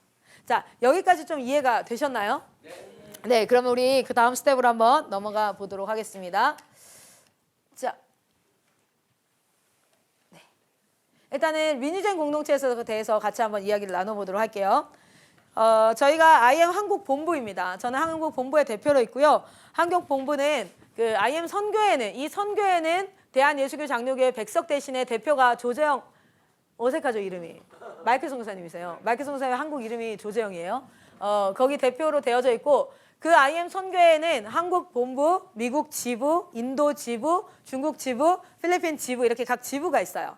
그 지부는 각 나라에 맞춰서 필리핀은 IMFIL God's Dream Church라는 법인으로 이루어져 있어요. 그러니까 필리핀에 속해져 있는 법인이에요. 그러니까 저희가 법적 근거가 한국 본부는 그 한국 다음 세대 살리기 운동 본부라는 그 법인 아래에서 같이 되어지고 있고 저희의 모든 컨텐츠는 IM 러닝 정보통신 판매 사업자에 다 속해져 있어요.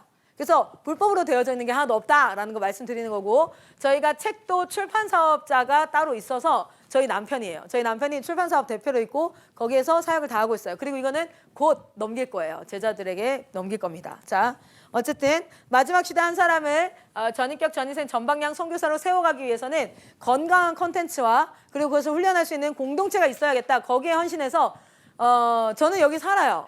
아이들과 같이 살면서 아이들 왔다 갔다 하면서 그렇게 같이 생활하면서 그래서 제 영성을 숨길 수가 없어요. 진짜 숨길 수가 없어요. 짜증나서 여기서 여기까지 단전에서부터 우라가 치밀어 오는데 옆에 애들이 있어요. 그래서 방금 내가 설교했던 게 서로 사랑하라. 사랑하자. 전 부부싸움도 못해요. 바로 옆집이 맞쌤이에요. 벽 하나 두고 맞쌤이에요. 그래서 우리는 부부싸움을 카톡으로 해야 되나 봐요. 맞쌤도 부부싸움 안 하시더라고요. 그래서 부부싸움 안 하신다 했더니 레베카 쌤이 얘기하더라고요. 카톡으로 한다고. 카톡으로 다 하고 있다고. 그래서 저희 내부에 훈련생 간사, 인턴 선교사, 종신 선교사 이렇게 그리고 지역교회 협력 선교사님들이 많이 있습니다. 지금 여기까지 한번 보여드리고 그래서 저희는 지금 전국에 리뉴젠 공동체와 또는 기독교 교육 공동체 두 군데를 세우고 있어요. 뭐냐면 하나는 공통점은 뭐냐면 둘 다 워싱턴 크리스천 스쿨이라는 것을 통해서 학교 사역을 합니다. 학교 사역을. 왜냐면 그 나이 때 아이들이 공부를 하지 않으면 공부를 잘할 필요는 없어요. 그런데 공부를 하지 않으면 인격이라든지 사회생활이나 이런 것들이 성장이 안 돼요. 실제로. 그래서 이거는 나중에 제가 강의 찍어 놓은 게 있으니까 한번 보셨으면 좋겠어요. 우리가 신앙훈련만 한다고 해서 아이들이 다 잘 크는 게 아니에요. 신앙훈련은 기초 근간이고 생활과 학습과 선교나 활동들을 다 해야 되거든요. 자, 그런데 리뉴젠 공동체와 그 기독교 교육 공동체의 차이는 두 가지예요. 한 가지예요. 두 가지네요. 워싱턴을 둘 다 해요.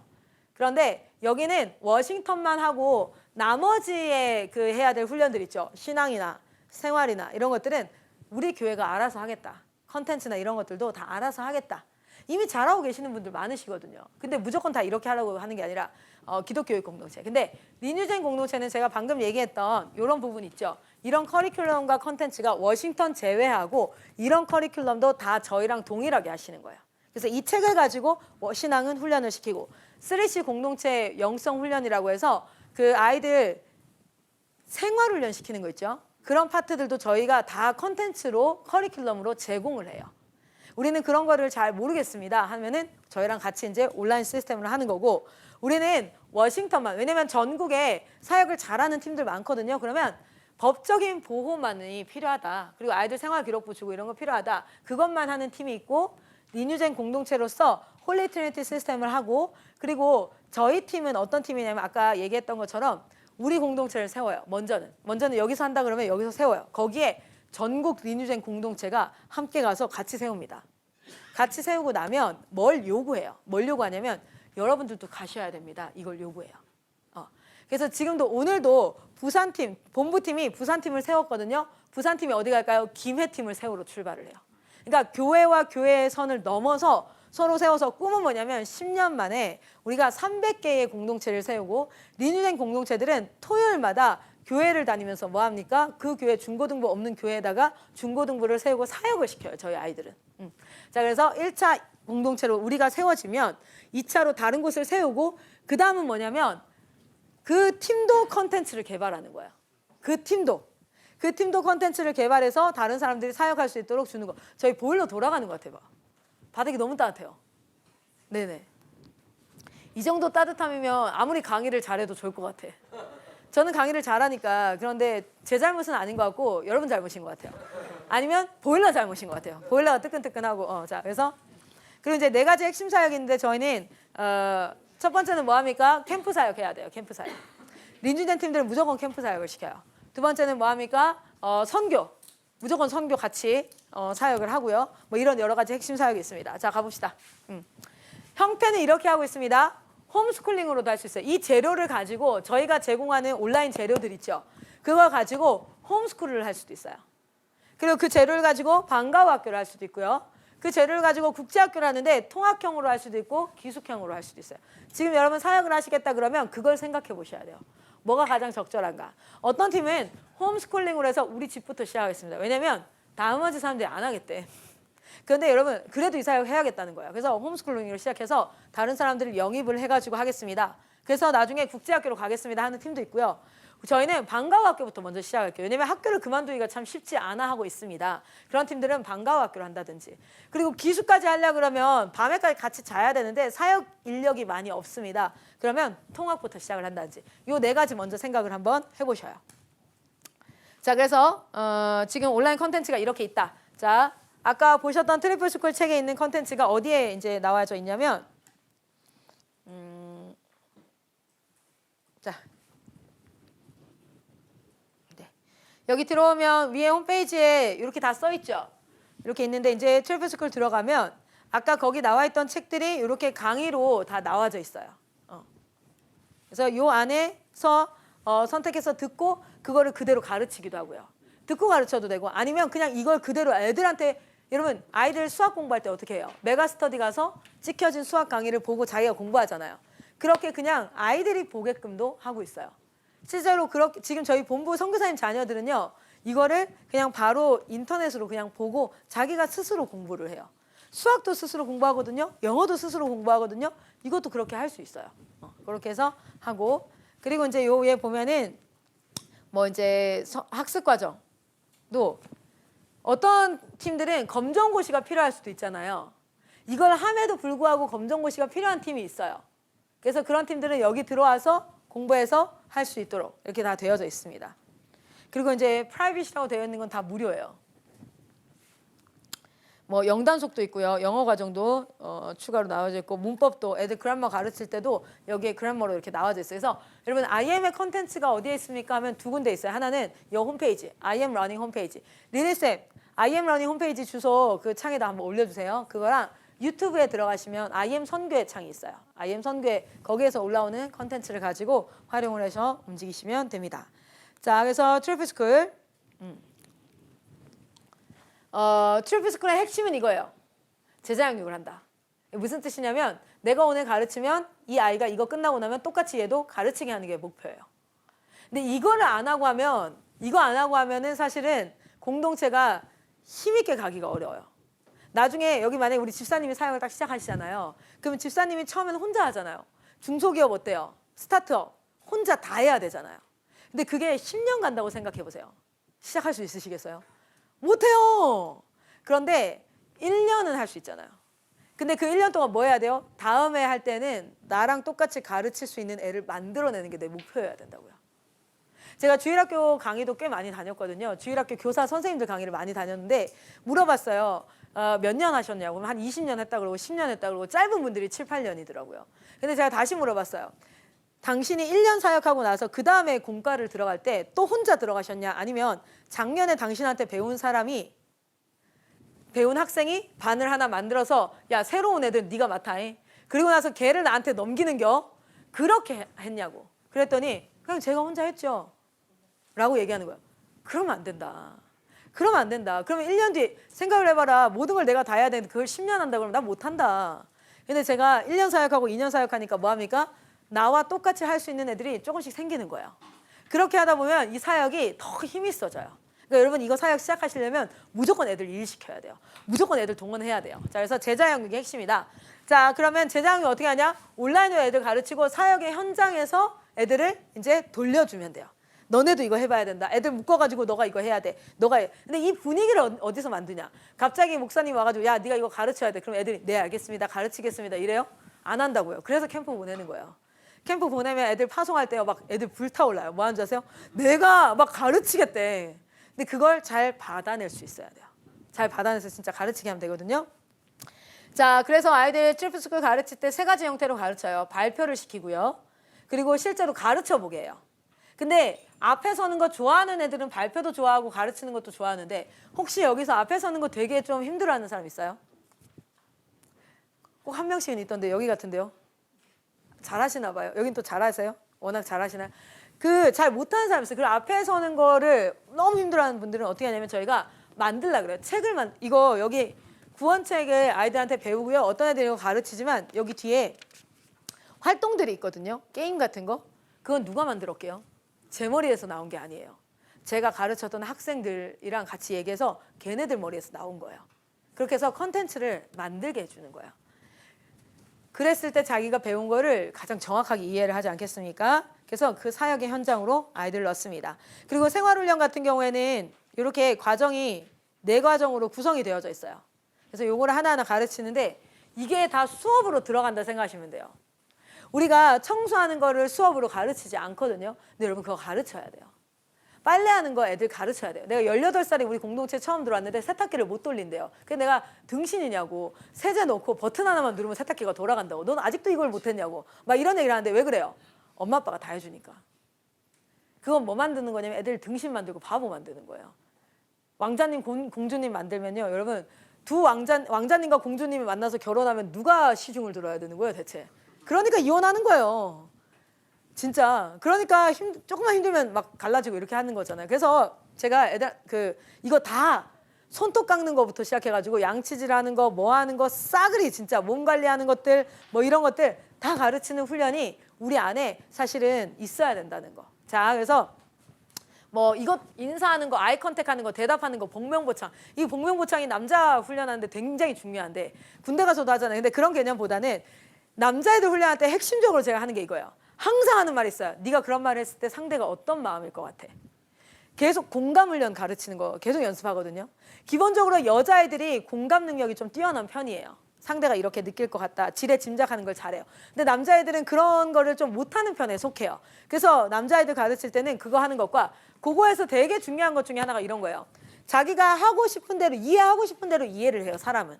그래서 어떻게 합니까? 아이들한테 야 저기 가서 쓰레기 좀 버려줄래? 이렇게 얘기하면 애들한테 네라고 하게 가르치지 않고 네 쓰레기 버리고 올게요. 이렇게 앞에 상대가 했던 말을 한 번 더 복명복창을 하러 가르쳐요. 그러면서 의사소통하는 법을 가르치는 거예요.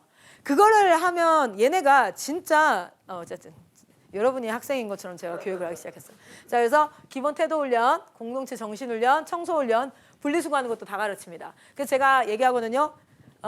태어나서 20살이 되면 태어났을 때 100%를 우리가 다 해주잖아, 애들. 기저귀 가는 거, 먹는 거, 입히는 거. 그럼 20살이 됐을 때는 어때야 될까요? 부모가 해주는 게 아무것도 없어야 돼요. 그리고 아이가 다 할 수 있어야 돼. 그게 독립이에요. 자, 그러면 16살이라는 건 뭘 의미할까요? 80%, 자신의 삶의 80%는 자기가 다 하고 있어야 된다는 거예요. 설거지, 빨래, 청소, 옷 사는 거, 옷 개는 거, 옷 뭐 하는 거. 웬만한 것들은 다 할 수 있어야 된다는 거예요. 근데 우리 그렇게 안 가르쳐요. 19살 될 때까지 다 해줘요. 그러니까 걔네가, 여러분 생각해봐요. 이런 아기가 몇 살이에요, 집사님? 혹시 자녀가? 14살이에요. 그러면 70% 정도를 지가 스스로 다 해야 되는데 그렇게 잘 안 되거든요. 그러니까 엄마는 쎄 빠지게 바빠. 예를 들어, 자, 추석을 한번 예를 들어볼게요. 추석에 엄마 아빠가 열심히 운전해서 시골에 가서 빨래하고 음식 차리고 손님 접대하고 이런 거 다 하죠. 그리고 나서 돌아오는 길에 할머니가 뭐 해줘요? 음식 싸그리 다 싸주죠. 그럼 싸가지고 온 걸 가지고 운전을 누가 해요? 엄마 아빠가 열심히 운전해서 집에 와요. 그리고 집에 와서 그 음식 정리 누가 해요? 엄마 아빠가 해요. 그 사이 동안에 애들은 할 일이 뭐가 있어요? 할 일이 없으니까 뭐예요? 심심하니까 뭐예요? 게임하는 거예요. 엄마 아빠는 머리 파마할 시간도 없어. 엄마 아빠는 친구 만날 시간도 없어. 왜요? 할 일이 너무 많아. 근데 애들은 뭐예요? 할 일이 아무것도 없어요. 그러니까 엄마 나 파마하게 돈 줘요. 엄마 나 친구 만나게 돈 줘요. 엄마 나 게임하고. 왜요? 시간이 너무 많아. 그런데 키우면 키울수록 어때야 될까요? 애들이 다 해야 돼요. 지금 8살인 저희 아들이 제가 빨래를 하잖아요. 그러면 빨래를 다 이렇게 걷어내려요. 그러면은 저 방금 왔던 애가 5살이고요. 8살짜리가 있고요. 그리고 16개월 된 아이가 있는데 애들이 다 달라붙어서 빨래를 해요.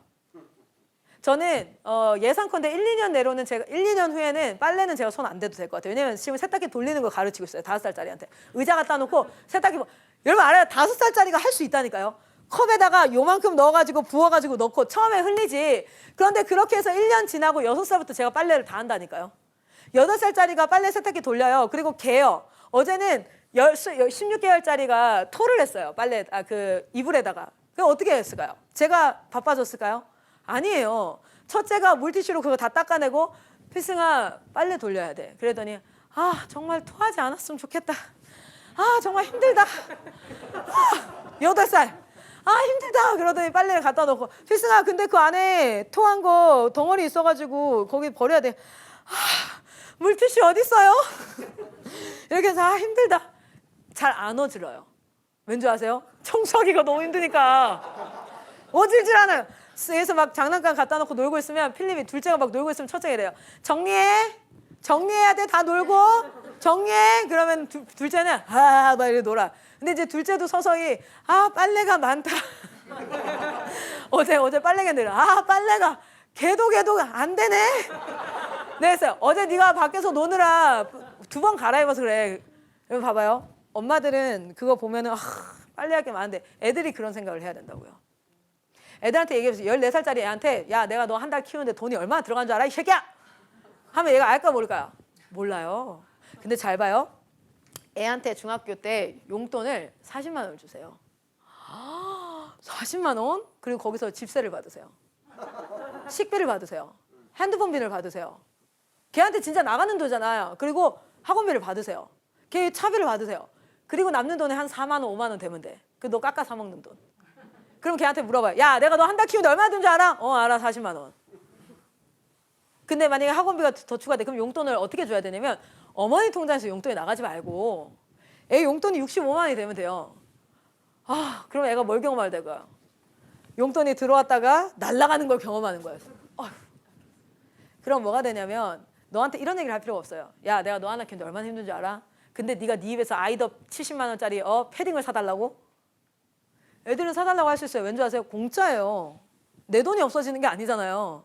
여러분은 돈이 없어지지만 우리 집사님 입장에서 백화점이 공짜야. 가서 갖고 오면 다 공짜야. 그럼 매일 가고 싶죠. 매일 가야지. 애들 장난감 가게를 간다고 생각해봐요. 애들 돈에서 없어져요? 아니면 엄마 돈에서 없어져요? 애들은 공짜잖아요. 그럼 맨날 가고 싶은 거예요. 걔가 당연히 가고 싶은 거야. 자, 보세요. 애들을 어떻게 키우냐에 따라서 이 생각 구조가 달라져요. 근데 그 훈련을 우리는 받았을까요? 안 받았을까요?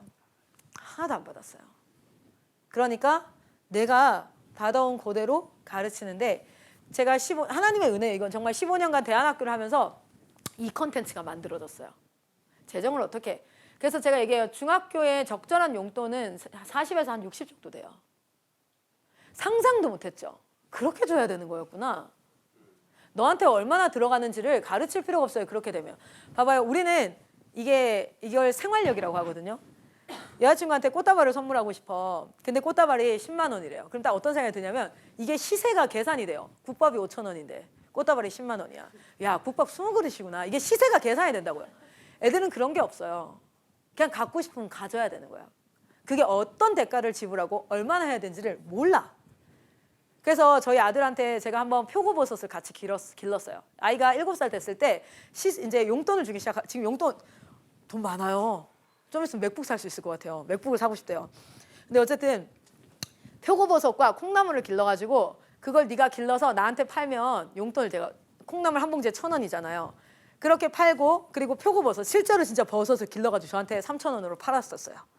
근데 해먹진 않았었어요. 너무 못 해먹겠더라고요. 애가 한 달간을 키운 걸 못 해먹겠더라고요. 그래서 썩혀서 버렸는데 근데 이제 그렇게 해서 하는데 지 용돈을 가지고 동전 모은 거랑 그 용돈을 가지고 장난감 가게에 갔어요. 옛날에 엄마가 사주던 레고를 엄마 저거 사고 싶어 했었는데 필승아 지금 네가 있는 돈의 5배가 필요해. 저게요? 그러면은 이거는요? 그걸 사려면 이 5만 원짜리 이게 2개가 더 있어야 되네. 그럼 이거는요? 다 뭐 안 되는 거야. 그래서 나중에 묻더라고요. 엄마 제가 살 수 있는 게 뭐예요? 그래서 여기 옆에 있는 굉장히 조그만한 동그란 뭐가 하나 있었어요. 그래서 이거 살 수 있으니까 내가 샀던 게 되게 비싼 거구나. 다음에 살게요. 이런 좌절을 맛봐야 돼요. 이런 것들을 그러니까 말로 가르치는 게 아니라 잔소리로 가르치는 게 아니라 삶에서 가르치는 거야. 자, 그래서 3C가 뭐냐면 이런 겁니다. 그리고 관계훈련이 되게 핵심적으로 들어가는 거거든요. 관계훈련은 뭐냐면 내가 부모를 어떻게 대해야 되는가, 자녀로서는 어떻게 있어야 되는가, 보면은 여기 형제 관계에서는 어떻게 있어야 되는가, 친구 관계에서는, 스승과 제자 관계에서는. 자, 그리고 감정 관리들입니다. 어떤 영역이냐면 내가 부정적인 감정은 반드시 있어야 되는 감정이죠. 뭐예요? 비교하는 거 굉장히 필요한 감정이에요. 비교가 하지 않으면 어때요? 성장이 없어요. 근데 비교를 해서 좌절로 가거나 원망으로 가거나 시기로 가면 안 되는 거거든요. 그래서 그 감정들을 관리하는 법. 내가 엄청 화가 났어. 그럼 그 화를 상대에게 적절하게 표현하는 법. 근데 그걸 못 배우니까 어때요? 딱 쳐버리고 막 소리 질러버리고 울어버리고 아니면은 문 꽝 닫고 들어가고. 이것들을 사실은 배웠어야 돼요. 그런데 이거를 우리는 어떻게 배우죠? 다 부모님이 하는 걸 보고 배워요. 부모님이 하는 것을만 보고 배워요. 그래서 아빠 성격이 아들한테 고스란히 나타나요. 엄마의 행실이 자녀들한테 고스란히 나타나요. 이걸 뭐랍니까? 되물림이라고 얘기해요. 되물림을 바꿀 수 있는 건 딱 하나예요. 교육이에요. 아빠가 엄청 술주정뱅인데 그 자녀가 아닐 수 있어요. 충분히. 뭘 통해서? 교육을 통해서. 우리는 지금 영적으로도 문화적으로도 습관적으로도 되물림이 되고 있어요. 대한민국의 문화라는 것이 계속해서 내려오고 있어요. 우리는 그것을 끊어야 될 것들을 끊어야 돼요. 그리고 새로운 것들을 교육해야 돼요. 저는 지금 그 사역을 하고 있는 사람입니다. 자, 그래서 이런 컨텐츠들이 있고요. 학습 시스템은 제가 나중에 설명을 드리고 이거는 온라인상에 들어가면 워낙 많이 설명하고 있어요. 저희가 지금 유학 보내는 거, 국내 입시하는 거 이런 것들은 설명이 워낙 많이 되어져 있으니까 여러분이 좀 수고해서 굳이 여기까지 왔는데 그걸 볼 필요는 없잖아요. 그래서 온라인에서 그 IM 성교의 유튜브 영상을 계속 팔로우 하시다 보면 이 내용들은 충분히 숙지가 됩니다. 자, 그러면 요거 한번 보고 갈게요. 저희 학교 워싱턴 크리스천 스쿨을 여러분이 하시게 되면 학생 생활 기록부가 나온다는 거예요. 그러니까 대안학교라면 검정고시를 보는 게 아니라 그냥 일반 학교 졸업하는 것과 동일하게 나오고요. 필리핀 문교부에서 나오고 그것을 유학을 간 친구들은 그 학교 졸업장을 어떻게 하죠? 대사관으로 공증을 해요. 대사관 공증이라는 걸 해요. 그렇죠? 그 공증이 가능한 GPA를 받아요. 그 GPA는 뭐가 포함되냐면 원래 교과와 비교과가 포함이 되어져 있죠. 그렇죠? 교과와 비교과가 포함이 되어져 있는데 교과는 수업에 대한 시험 성적. 비교과는 뭐예요? 동아리 활동하고 학생회하고 막 이런 거 이제 활동하는 것들, 봉사활동하고. 자, 그런데 저희가 5과목은 온라인으로 수업을 듣습니다. 나머지 4과목은 신앙, 독서, 그리고 미술, 체육. 요거는 공동체에서 활동을 하게 해요. 그리고 그걸 가지고 공동체 목사님이나 디렉터분이 뭐 하게 합니까? 점수를 주게 하고 있어요. 네. 이렇게 되어져 있어요.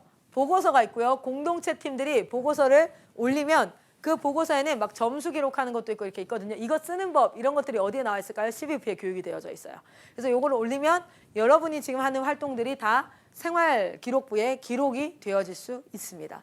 그러니까 지금 IM 선교회의 어떤 영역을 많이 확장하려고 하는 게 아니라 한국 기독교 교육이 한 10년 동안 아마 굉장히 강화되어져야 할 거예요. 지금 국가 공교육으로는 도저히 아이들이 신앙인으로 자라날 수 없어요. 그런데 학교 안 보내면 대책이 있나요? 대책이 없어요. 그리고 실제로 아이들 되게 무식해져요. 제가 아이들한테 얘기하는 것 중에 하나가 우리가 무조건 진화론을 배우면 안 된다가 아니에요. 진화론을 아는데 배우는데 이게 틀렸다는 걸 아는 게 중요한 거예요. 다 신앙적인 것만 하면 세상과 분리되어져야 돼요. 같이 못 살아요. 그리스 로마 신화를 안 배워야 되는 게 아니에요. 그게 틀렸어. 그런데 하나님 없는 세상에서 사람들이 신을 만들고자 했던 거야. 그것으로 나온 결과가 바로 이런 모습이야. 라는 것을 생각할 수 있는 상태로 가치관이 세워진 아이를 키운다는 거지. 세상적인 거는 안 해. 아무것도 안 할 거야. 우리는 말씀만 볼 거야. 그러면 세상에 영향을 미칠 수가 없게 되죠. 세상의 지도자가 되어야 되잖아요. 세상의 가장 밑에서부터 가장 위까지 영향력을 미치는 사람으로 서야 되잖아요. 자, 봅시다. 이거는 나중에 한번 영상으로 설명을 드리도록 하겠습니다. 아이고, 얘를 제가 줄여버렸네요. 자, 그러면 한번 요 파트만 좀 보고 마무리할게요. 자, 공동체 사역을 하려면 저희가 요 설계도도 강의 한번 보셨나요? 이 설교대에 대한 강의 보셨나요? 안 보셨다면 할 거고 보셨다면 넘어갈 거예요. 네, 그래서 알려주세요. 넘어가도 되나요? 네네, 다 보셨어요? 안 봤어요. 아, 그래요? 대신 대답하신 거잖아요. 보셨잖아요. 좋아? 기본적으로 저희가 공동체를 일으킬 때 제일 처음에는 컨퍼런스를 하게 합니다. 여러분 교회에서 여러분이 하고자 하는 그곳에서 컨퍼런스를, 그리고 2가지를 동시에 이제 이 사역을 시작하겠다면 CVOP를 좀 시작하십시오. 왜냐하면 세부적으로 알아가야 되니까. CVOP가 강의가 이렇게 구성이 되어져 있거든요. 자, 봅시다. 여러분이 그러니까 제가 CVOP를 왜 만들었냐면 이 사역을 하겠다는 분들이 궁금해하는 모든 질문들을 모아서 강의로 찍어낸 거예요. 똑같은 말을 제가 수백 번 하고 있더라고요. 입에 단내나 죽을 것 같았어요. 진짜. 그래서 예를 들면 이런 거예요. 학교를 세울 때 리뉴젠이 뭔가. 리뉴젠을 하려면, 사역을 시작하려면 어떤 체크리스트, 뭐부터 시작해야 되고 어떻게 해야 되는지, 그리고 법적인 형태는 어떻게 가야 되는가, 실제 인큐베이팅을 오려면 어떻게 해야 되는가, 워싱턴이라는 건 무엇인가, 재정은, 학비는 어떻게 측정을 해야 되고, 그리고 장학금은 여러분 하다 보면 장학금도 줘야 돼요. 장학금 같은 경우에는 어떻게 해야 될 것이며, 실제 운영 면에서는 얼마의 재정을 가지고 생각을 해야 되고, 뭐 이런 것들. 그리고 공간은 어떻게 준비해야 되는가, 몇 평 정도가 필요할까? 쉽게 얘기하면 진짜 몇 평 정도가 필요할까? 우리는 10명 정도인데 몇 평 정도 생각을 해야 되지? 어떤 공간들이 필요하지? 이런 것들. 자, 그리고 입시 설명을 제가 꼭 하게 해요. 왜냐면 대안학교를 할 때 여러분, 아이들이 우리 안에서 잘 키워질 겁니다가 아니라 사회로 우리는 파송해야 되잖아요. 그럼 그 파송하는 길이 어디예요? 대학 입시예요. 아이들 대학 입시까지 연결해 줄 수 있어야 되니까 여러분이 어느 정도는 설명해 줄 수 있어야 돼. 그래서 그거를 하고요. 그리고 입학 설명회를 해야 될 거 아닙니까? 사람들을 모집할 때. 그럼 입학 설명회에는 어떤 내용을 설명회를 하지? 어떻게 해야 되지? 뭐 이런 것들. 그리고 통학형 학교는 어떻게 운영하고 기숙형 학교는 어떻게 운영해야 될까? 시간표는 어떻게 짜야 되지? 하루 시간표는 짤 수 있겠는데 전체 1년 시간표라든지 뭐 한 학기 학사일정 이런 건 어떻게 짜야 되지? 다 궁금해 하시거든요. 그러니까 그거를 제가 수백 번 얘기하다가 안 되겠다 싶어서 찍은 거예요. 자, 그리고 그러면 학사일정을 짜려면 초등커리는 어떻게 해야 되지? 중등은, 고등은 여기서 말하는 건 국영수 상화가 아니에요. 이거는 워싱턴에서 한다 그랬잖아요. 그런데 워싱턴은 국제학교야. 한국사 가르칠까요? 안 가르칠까요? 안 가르쳐요. 국어 가르칠까요? 안 가르쳐요. 그리고 실제 초등학교 때 배워야 되는 게 국영수 상화 말고도 있잖아요. 그런 부분들은 어떻게 해야 되지? 그리고 영어 수업이에요. 그러면 영어는 어떻게 가르쳐야 되지? 이런 것들. 그리고 SDL, 자습은 어떻게 해야 되지? 영어 학습법은 어떻게 해야 되지? 그래서 speaking, listening, writing, EP는 English policy 이런 거 어떻게 해야 되지? 공동체를 하기 시작하면 규칙이 필요합니다. 여러분, 예를 들어서 어떤 애가 갑자기 끝나시를 입고 나타났어요. 공동체인데 끝나시에다가 숏 완전 핫팬츠를 입고 나타났어요. 그건 어떻게 해야 되지? 또는 그렇게 숏 핫팬츠를 입고 나타나가지고는 어떤 남자애가 그 여자의 무릎 위에 눕는 거예요. 이건 어떻게 해야 되지? 아니면은 기숙을 하고 있는데 남자의 고등학교 2학년 애가 중학교 2학년 남자의 옷을 계속 빌려 입어. 근데 거부할 수가 없잖아요. 중학교 2학년이 어떻게 거부합니까? 그래서 그 아이가 너무 힘들어서 너무 힘들어요. 그런 건 어떻게 해야 되지? 여러분, 규칙이 필요해요, 공동체는. 그리고 얘가 몇 번을 얘기했는데 계속 말을 안 들어. 그러면 어떻게 해야 되지? 똑같은 잘못을 여러 번 반복할 때는 어떻게 해야 되지? 공동체 규칙 세우기 강의가 따로 들어가 있고요. 예배, 기도, 성경 수업을 어떻게 운영해야 될지 NCT라고 하는데 신입생이 왔어요. 자, 학교가 일반 학교들은 전학을 해도 전혀 문제가 안 돼. 왜요? 시스템이 똑같아. 근데 일반 학교 다니다가 우리 학교로 왔어.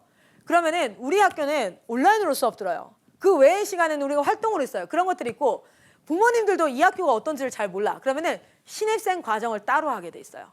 저희가 신입생 과정을. 왜냐하면 이 아이한테 우리는 이런 학교야 라는 것을 한 2주일에 걸쳐서 비전을 선포하고 너 정말 이런 학교로 다니고 싶으면 오는 거야 하는 NCT 과정.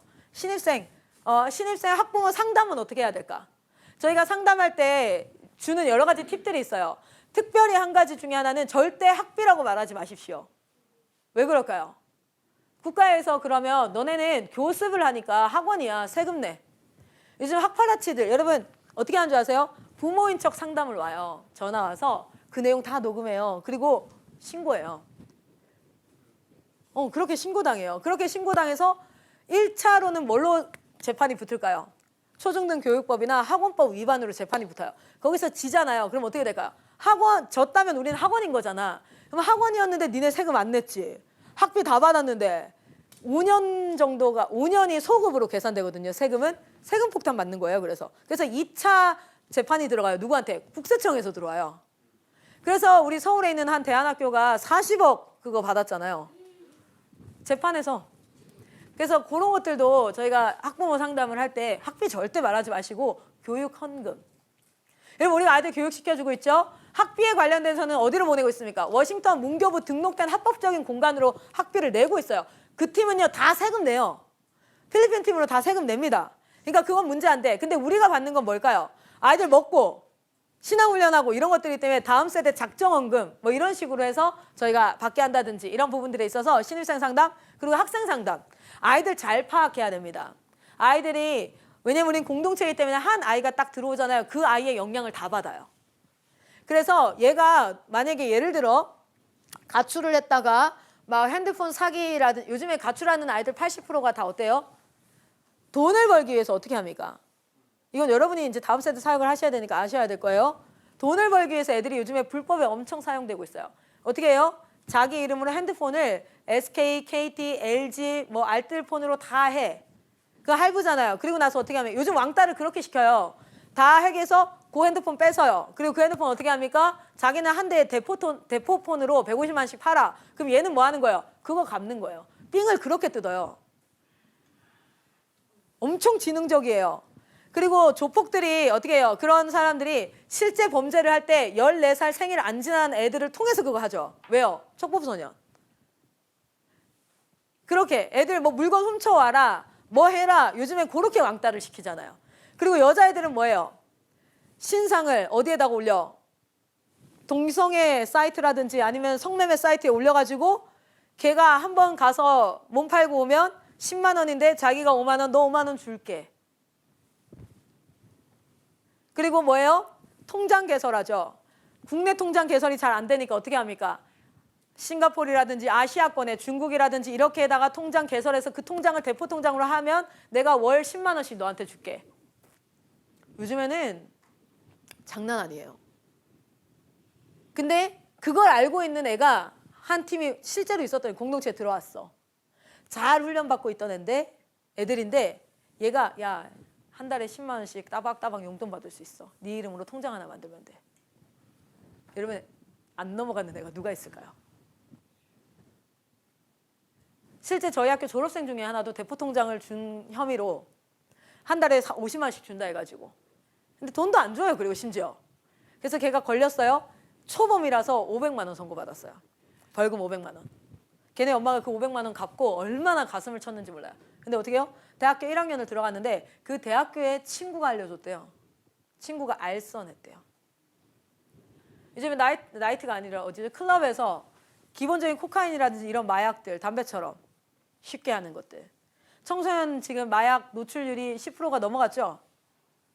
10명 중에 1명이 마약을 경험했대요. 10%가 넘어갔어요. 자, 보세요.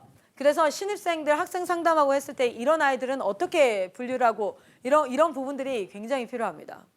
그리고 우리가 그 아이들을 그러면 다 안 받아 버려? 그게 아니에요. 그래서 이런 팀만 전담으로 하는 팀을 저희가 지금 실제로 본부에서 그런 아이들을 받아내서 훈련을 하고 있고, 그리고 추후에는 따로 떼내서 그런 팀을 전담으로 해서 하는 사역들. 지금 사실 청년의 에너지가 어디로 가야 되냐면, 여러분 우리가 그냥 정말 하나님의 일을 하고 싶습니다 이게 아니에요. 현장에 뛰어들어야 돼요. 저는 23살에 저보고 신대원 가라 하더라고요. 많은 분들이 야 신학하라고, 사역하라고. 근데 마이크 선생님 저한테 뭐라는지 알아요? 신학해야 되고 다 해야 되는데 현장부터 들어와. 그래서 제가 현장에서 사역하면서, 근데 제가 신학도 그렇고 교육학도 그렇고 상담학도 그렇고 굉장히 높은 점수로 다 패스한 이유가 뭔지 아세요? 사역에서 절박하니까 공부는 더 잘 되더라고요. 공부해서 들어가는 게 아니라 현장에서 아이들을 살리기 위해서 하니까, 그러니까 제가 지금 37밖에 안 되는데 이런 컨텐츠를 만들어내요. 왜냐면 죽일 수 없잖아요. 얘네들 저는 청년들이 이렇게 야성 있게 일어났으면 좋겠어요. 지금 대한민국에 제2의 부흥의 시대가 와야 될 때입니다. 평양 대부흥 운동이 와야 될 때인데 선교사들이 와서요, 정말 언더우드부터 시작해서 얼마나 많은 선교사들이 피와 땀과 죽음과 눈물과 기도와, 그들은 진짜 하루에 언더우드 선교사 실제 이거 번역하는데 하루에 2시간, 3시간 잤대요. 제가 지금 컨텐츠 만드는데 2시간, 3시간 자거든요. 그러면서 얼마나 자랑스러운지 몰라요. 주님, 내가 그 한국을 일으켰던 초기 선교사의 그 모습을, 그 삶을 살아가고 있습니다. 나는 청년들이 그렇게 섰으면 좋겠어요. 전 23살에 사역을 처음 시작했어요. 그리고 지금 만 14년 차입니다. 그런데 제가 지금 있는 이 사역의 모습이 너무너무 감사하지만 만족할 수 없어요. 하나님, 대한민국에 평양 대부흥 운동같이 부흥 운동이 일어나야겠습니다. 다음 세대 부흥이 일어나야겠습니다. 그래서 철저하게 현장으로 들어가게 돼 있어요. 자, 그래서 이런 것들, 그리고 이제 CBOP가 아이들을 패밀리로 묶어가지고 관리하는데, 그런 관리는 어떻게 해야 되는지, how to do it에 대해서. 그리고 사역자들이 잘 배워서 시작한 팀이 아니잖아요. 여러분 교육학 하셨어요? 상담학 하셨어요? 영어 잘하십니까? 여러분 신학 하셨습니까? 이거 다 한 사람을 구하기가 얼마나 힘들어요. 근데 이게 다 필요한데 어렵잖아요. 그러니까 뜨거운 마음을 가진 자여야 시작해야 돼요. 뜨거운 마음을 가진 사람은 배워갈 수 있어요. 여러분 제가 어떤 마음이냐면, 제가 봤어요. 레베카 선교사님이 셋째가 당뇨예요. 셋째가 소아당뇨예요. 레베카 선교사님은 의과 출신이 아니에요. 그런데 자기 아들이 당뇨에 걸리니까 당뇨병의 전문가가 되더라고요. 사람을 살리고 싶고 내 새끼가 있잖아요. 그럼 어떻게 되는 줄 아세요? 뭐든 배워서라도 살려야 돼요. 그래서 마이크 선교사 얘기하는 게, 가슴이 뜨거운 사람이 사역을 시작해야 된다 하고, 그러니까 똑똑한 사람이 사역 시작하면 됩니다. 그리고 그 지식 안에서 사역이 딱 국한되어져요. 아니에요. 우리는 뭐든 배울 수 있어요. 그래서 우리 선교단체는 뭐 하는 줄 아세요? 뭐든 배워야 돼요. 얼마 전에 코로나 지나가고 나서 약의 전문가가 되셨어요, 다들. 코로나를 자체 약으로 치료하시더라고요. 약의 전문가가 되시더라고요. 뭐든 배워요. 저는 요즘에 웬만큼 건축에 대해서 전문가가 돼가고 있습니다. 이거 건축 이렇게 하고 나니까 뭐든 배우는 거예요. 실제로 제가 인도 단기 선교를 갔는데, 그날 다른 팀이 먼저 들어가고 저는 여권에 문제가 있어서 후발타자로 들어가게 됐어요. 그러니까 하루 후에 들어갔어요. 그러니까 픽업을 원래 차량으로 나왔다가 저는 그 선교사님의 아내 선교사님이 오토바이로 나오셨어요. 픽업을. 델리 공항으로 가는데 뒤에 저는 캐리어를 싣고 오토바이 타고 선교사님께 전 델리 한 1시간을 오토바이로 가야 된대요. 뭐 그런 거는 당연한 일이더라고요. 그래서 아, 오토바이로 1시간을 이동할 수 있구나.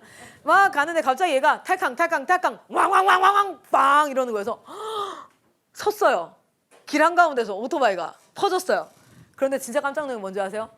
사모님이 요 정도 나이 되시는 것 같아요. 근데 갑자기 잠깐 내려봐. 혜진 순장 잠깐 내려봐. 이러면서 왜요? 그러니까 갑자기 이걸 열더니 장갑을 되게 우아하시거든요. 근데 장갑을 탁 끼더니 잠깐만 기다려. 왕왕왕 막 고치시더니 이렇게 엔진 동력 칙칙칙칙 막 이렇게 하더니 갑자기 다시 기다려. 타닥 타니까 시동이 걸리는 거야. 그래서 어머 이런 걸 배우셨어요. 그러니까 배우긴 뭘 배워. 선교하면 다 해야지. 너무 우아하게 얘기하는데 제가 감동의 눈물.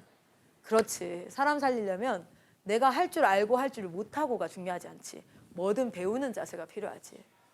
그분은 웬만한 거 다 고친대요. 진짜 우아하시거든요. 머리도 거의 약간 하얗게 백발이세요. 하얀 장갑 끼고 고치시는데 장갑도 막 이렇게 안 껴요. 우아하게 끼시더라고요. 그런데 막 와! 막 이렇게 아 뭐든 해야 되는 거. 그래서 그 마음을 가지고 사역을 시작해요. 자, 그래서 사역자 모임이 되게 중요한 게 하루에 1시간은 사역자 모임을 해야 돼요. 그리고 이 시간은 뭐 합니까? 같이 배워야 돼요. 자, 어떤 아이가 성적인 문제가 나왔어요. 그러면은 그리스도인의 성교육부터 시작해서 이것들을 그때부터 배워가야 돼요. 배우면서 가르치고. 그래서 사역을 한 5년 하고 나면 전문가가 됩니다. 저희 팀은 전문가가 사역을 시작하지 않아요. 사역을 시작하고 5년, 10년이 되면 전문가가 되어져요. 아이들한테도 그래서 부담이 없어요. 여러분 전문가들은 어떤 부담인 줄 아세요? 누가 질문하면 다 대답해야 되는 부담이 있어요. 전문가잖아요. 대답 못하면 쪽팔려야 돼요. 선생님한테 뭘 물었는데 선생님이 대답을 못해. 그럼 어때요? 쪽팔려야 돼요. 근데 우리는 이렇게 시작해요. 나도 몰라. 나도 몰라. 어쨌든 널 살릴 거야, 이 새끼야. 나도 몰라. 자, 찾자. 야, 너 네이버 찾아. 나는 구글 찾을 테니까. 찾아. 그리스도인의 이성관 찾아. 막 찾고 해서 그렇게 같이 만들어. 근데 그게 뭐가 되냐면 아이들이 아, 몰라도 부끄러운 게 아닌 거구나. 몰라도 하고자 하면 반드시 해낼 수 있구나. 처음부터 잘. 근데 우리나라는 체면 문화가 있어가지고요. 모르면 그렇게 부끄러워요. 그래서 말 안 하는 게 훨씬 나아요. 입 다물고 있으면 2등이라도 한대요. 그게 우리나라 속담이에요. 아무것도 안 하면 2등이라도 한다. 아니에요. 뭐든 해야 배워요. 그리고 모르는 거 인정하는 건 나쁜 게 아니에요. 근데 우리 선교사님들 다 모르잖아요. 그러니까 오히려 분위기가 어때요? 몰라도 돼. 알아가면 되지. 지금부터 알아가면 되지. 그러니까 아이들이요. 그게 없어요.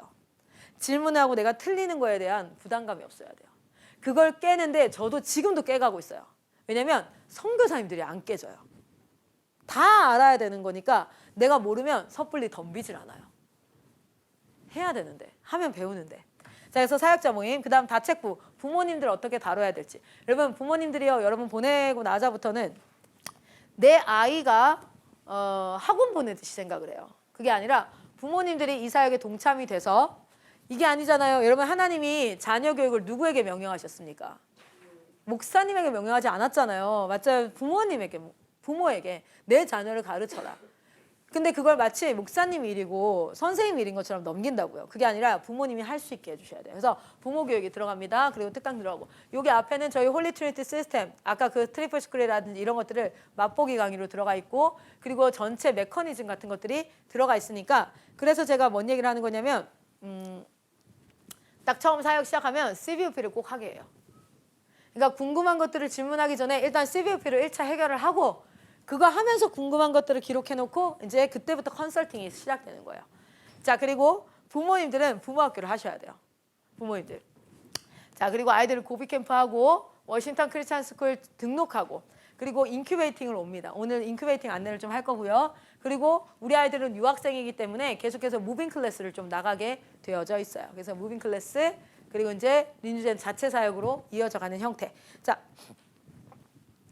요것들이, 이 과정이 뭐냐면 전체 부모와 사역자와 학생이 준비되어져 가는 과정이에요. 아, 근데 여러분 좀 쉬어야 될 것 같지 않아요?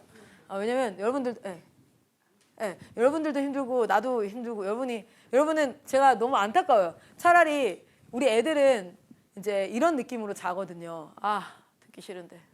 이런 느낌으로 자는데 여러분은 내가 들어야 되는데. 이런 느낌이니까 내가 미안해요. 지금 너무 죄송해요. 다들 내가 진짜 어머 저런 게 있구나. 딱 이 느낌이에요. 그래서 빨리 이제 좀 쉬어야 될 것 같은데 여기까지만 할게요. 실무진이 구체적으로 구성되어지면 재정, 행정, 법적 운영한테 공간 이걸 준비를 하셔야 돼요. 거기 체크리스트가 쭉 나와 있죠. 먼저 우리가 사역을 할 때 미니스트리 이름을 정하도록 하고 있고요. 그리고 디렉터를 쉬었다 할게요. 이거를 한번 제가 오늘 제가 한 강의 있죠. 이 강의를 되게 구체적으로 찍어놓은 강의가 있어요. 그래서 우리 그레이스 선교사님 거기다가 2개를 올려주세요. 차 타고 올라가는 길에 내려가는 길에 들으세요. 그렇게 들으시면 그런 내용이구나 이렇게 될 거예요. 그래서 디렉터 정하시고 헌신할 사람들을 모으시고 컨설팅 회의가 시작되어집니다. 근데 이전에 CVUP와 부모학교는 먼저 좀 하셨으면 좋겠어요. 안에 내용을 아는 게 굉장히 중요해요. 그리고 나서 이 4가지 형태 중에 우리는 뭘 할 것인가 라는 것을 좀 생각을 해보셔야 될 것 같고요. 그리고 교사는 CVUP를 시작하고 부모님은 부모학교를 오프라인 또는 온라인으로 시작하시면 됩니다. 그리고 이것을 일주일에 한 번씩 모여서 같이 기도하는 모임들을 만드세요. 반드시 사역은 기도를 통해서 일어나요. 자, 그리고 인큐베이팅을 시작하시면 되고요. 뭐 이런 체크리스트들, 재정에서 어떻게 되는지 이런 것들을 싹 강의로 찍어놨어요. 이것도. 요 자료도 제가 올려드릴게요. 자료도 올려드리고 강의로 찍어놓은 것도 올려드릴 테니까 그거를 보셔서 세부적으로 한번 들어보시면 되겠습니다. 자, 여기까지 하고는 궁금한 거 있나요? 저한테, 왜냐면 저는 오늘 여기까지가 끝이라 가지고 IM 선교에 대해서나 사역에 대해서 물으시면 거의 99% 대답할 수 있는 사람이 저거든요. 그래서 웬만하면 저한테 질문하시는 게 제일 빨라요. 다른 분들한테 질문하면 제가 좀 알아보고 연락드릴게요. 저희는 모른다는 말을 되게 잘하거든요. 저희는 다 아는, 제가 한번 알아보고 연락드릴게요. 이 말을 잘해요. 근데 그 알아보고의 대상이 저거든요. 그래서 궁금한 거 있으시면 한번. 네. 사실은 기본적으로는 유학이잖아요. 그러면 국가에다가 우리 아이들을 자퇴를 시키거나 정원에 관리 등록을 해요. 좀 이따가 우리 나오시는 선교사님이 그게 무슨 말인지를 알려주실 거예요. 왜냐면 우리가 의무교육이 초등학교, 중학교. 그 다음 이제 선택이 고등학생이라서 고등학생은 자퇴를 하고 초중은 정원에 관리를 하거든요. 그러면 사유서를 제출해야 돼요. 그렇죠? 그럼 그 사유서에 우리는 유학 간다라고 하잖아요.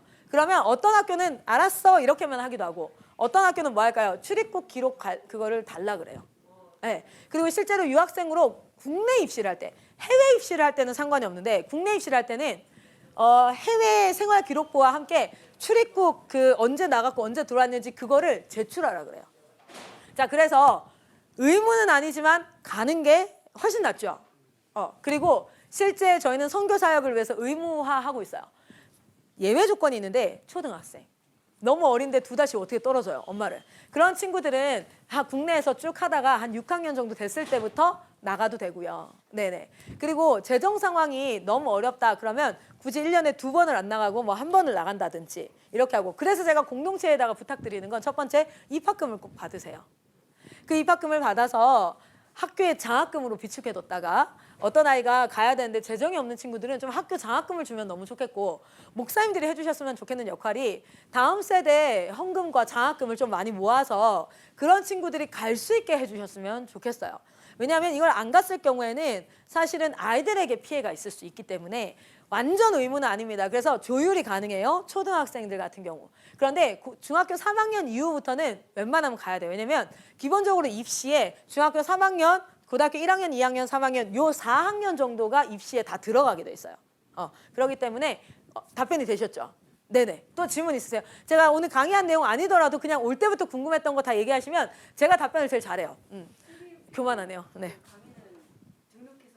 네, 아까 IM 러닝 홈페이지 들어가시면 CVUP라고 따로 있어요. 그래서 보시면 여기 교사들을 위한 과정 있죠? 부모 교사 이렇게 딱 들어가시면 들어가라. 자, 그러면 여기 CVUP가 따로 나와 있습니다. 네. CVUP가 나와 있고요. 이 친구 왜 이러지? 네. CVUP가 나와 있고 저희가 CVUP 금액이 너무 비싸요 이런 분들이 있어요. 근데 잘 보세요. 저희가 처음에 공짜로 해봤어요. 공짜로. 그런데 첫 번째 다 안 들어요. 공짜는 자기가 여러분 돈을 들여야 뭔가. 그래서 제가 사역을 하고 싶다고 다 하는 게 아니구나라는 걸 깨달았어요. 그래서 뭘 하냐면 첫 번째는 그들의 열정을 확인하기 위해서 CVUP 하라고 해요. 근데 이거 강의 진짜 많거든요. 시간을 들여야 돼요. 그런데 돈도 비싸요. 돈. 시간과 열정과 돈을 들이는 그 사람에게는 이걸 딱 수료하면 저희가 뭐 드리냐면 저희 교회학교 지원센터가 37만 원짜리인데 그거 무료로, 부모학교 가정도 30만 원짜리인데 무료로, 나그리스도인도 15만 원짜리인데 무료로, 이것을 그러니까 다 무료로 주는 게 아니라 정말 시간을 들이고 열정을 들이고 물질을 들인 분들이 수료하시면 그거를 가지고 저희가 무료로 콘텐츠를 주고 있어요. 안 그렇게 다 이렇게 오픈해 버리니까 정말 값싸지더라고요. 그래서 여러분 CVP 통과를 먼저 하세요. 그러면 뒤에 게 무료가 많습니다. 네.